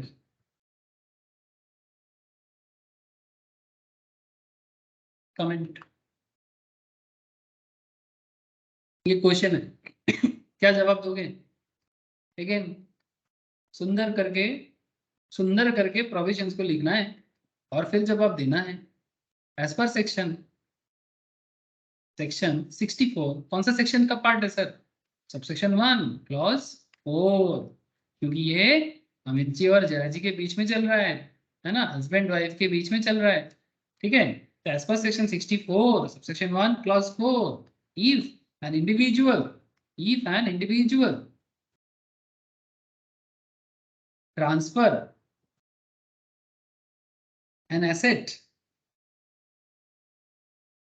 to his or her spouse, girlfriend नहीं चलेगा रे बाबा, asset to his or her spouse without adequate consideration, any income from such asset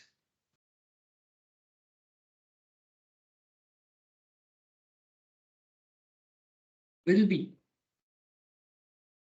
clubbed in the hands of इसके हाथ में, again Amitabh ji के हाथ में, transferor, okay, in the hands of transferor. आगे लिखो, in the given problem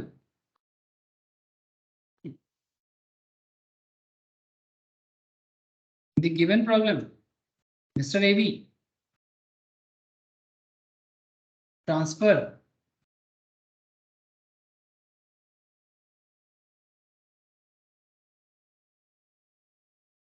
%10 debenture, 10% debenture of rupees कितना 2 lakh to Mrs. E without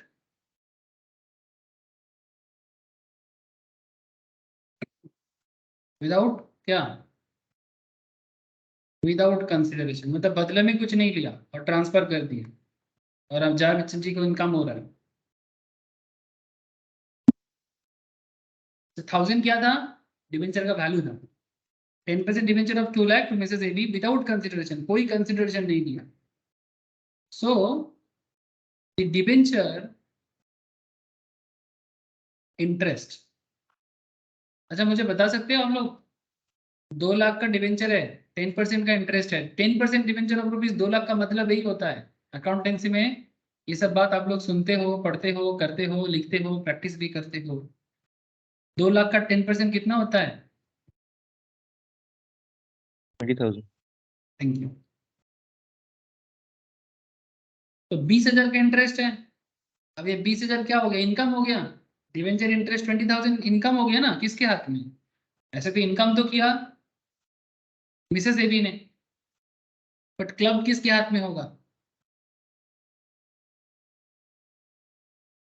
club in the hands of AB.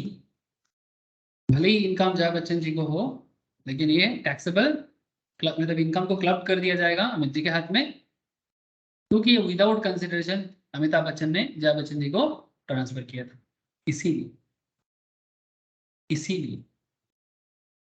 Sir अगर कंसिडरेशन होता तो, हाँ अगर कंसिडरेशन होता तो बेसिकली अमित जी जया जी को बेचता, जया जी खरीदता, फिर उसमें इंटरेस्ट कमाता, कौन मना करता है, तब वो जया जी के हाथ में होता। लेकिन अमित जी अपना डिबेंचर, अपना एसेट को ट्रांसफर कर दिया, फिर उसका इनकम भी जया जी के हाथ में जा रहा है।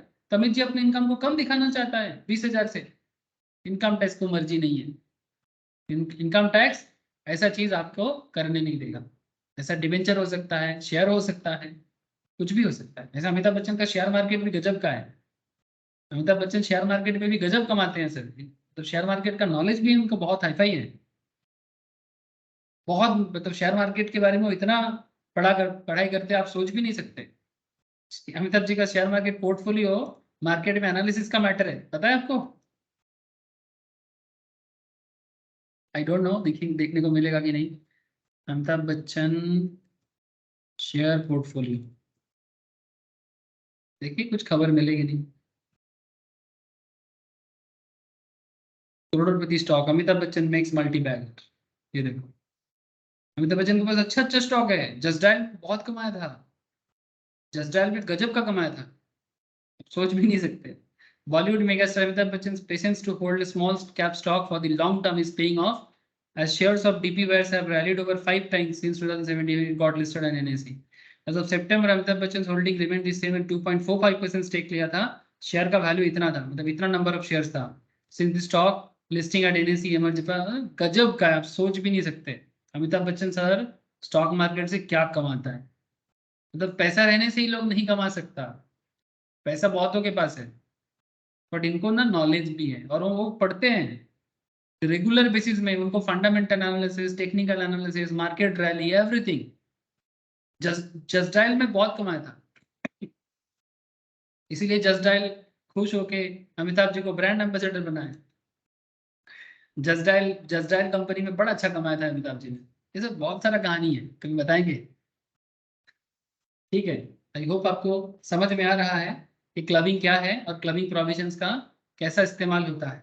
ठीक है, कुछ पॉइंट अभी भी बाकी रह गया जिसका क्वेश्चन आंसर मुझे डिस्कस करना बाकी है सर, कल के क्लास में करते हैं। ठीक है, कल क्लबिंग को कल कंप्लीट करेंगे। ठीक है, मतलब वैसे तो मैंने ओवरऑल सेक्शंस को आपके साथ डिस्कस किया, बट क्या है ना, थोड़ा प्रैक्टिस क्वेश्चन चाहिए, वो हो जाएगा आपको क्लबिंग के बारे में जो आइडिया थोड़ा आधा अधूरा सा है वो क्वेश्चंस करके क्लैरिटी आ जाएगा। तो कल बाकी पार्ट कंप्लीट करते हैं। ठीक है, ओके सर, आज इतना ही रखता हूँ।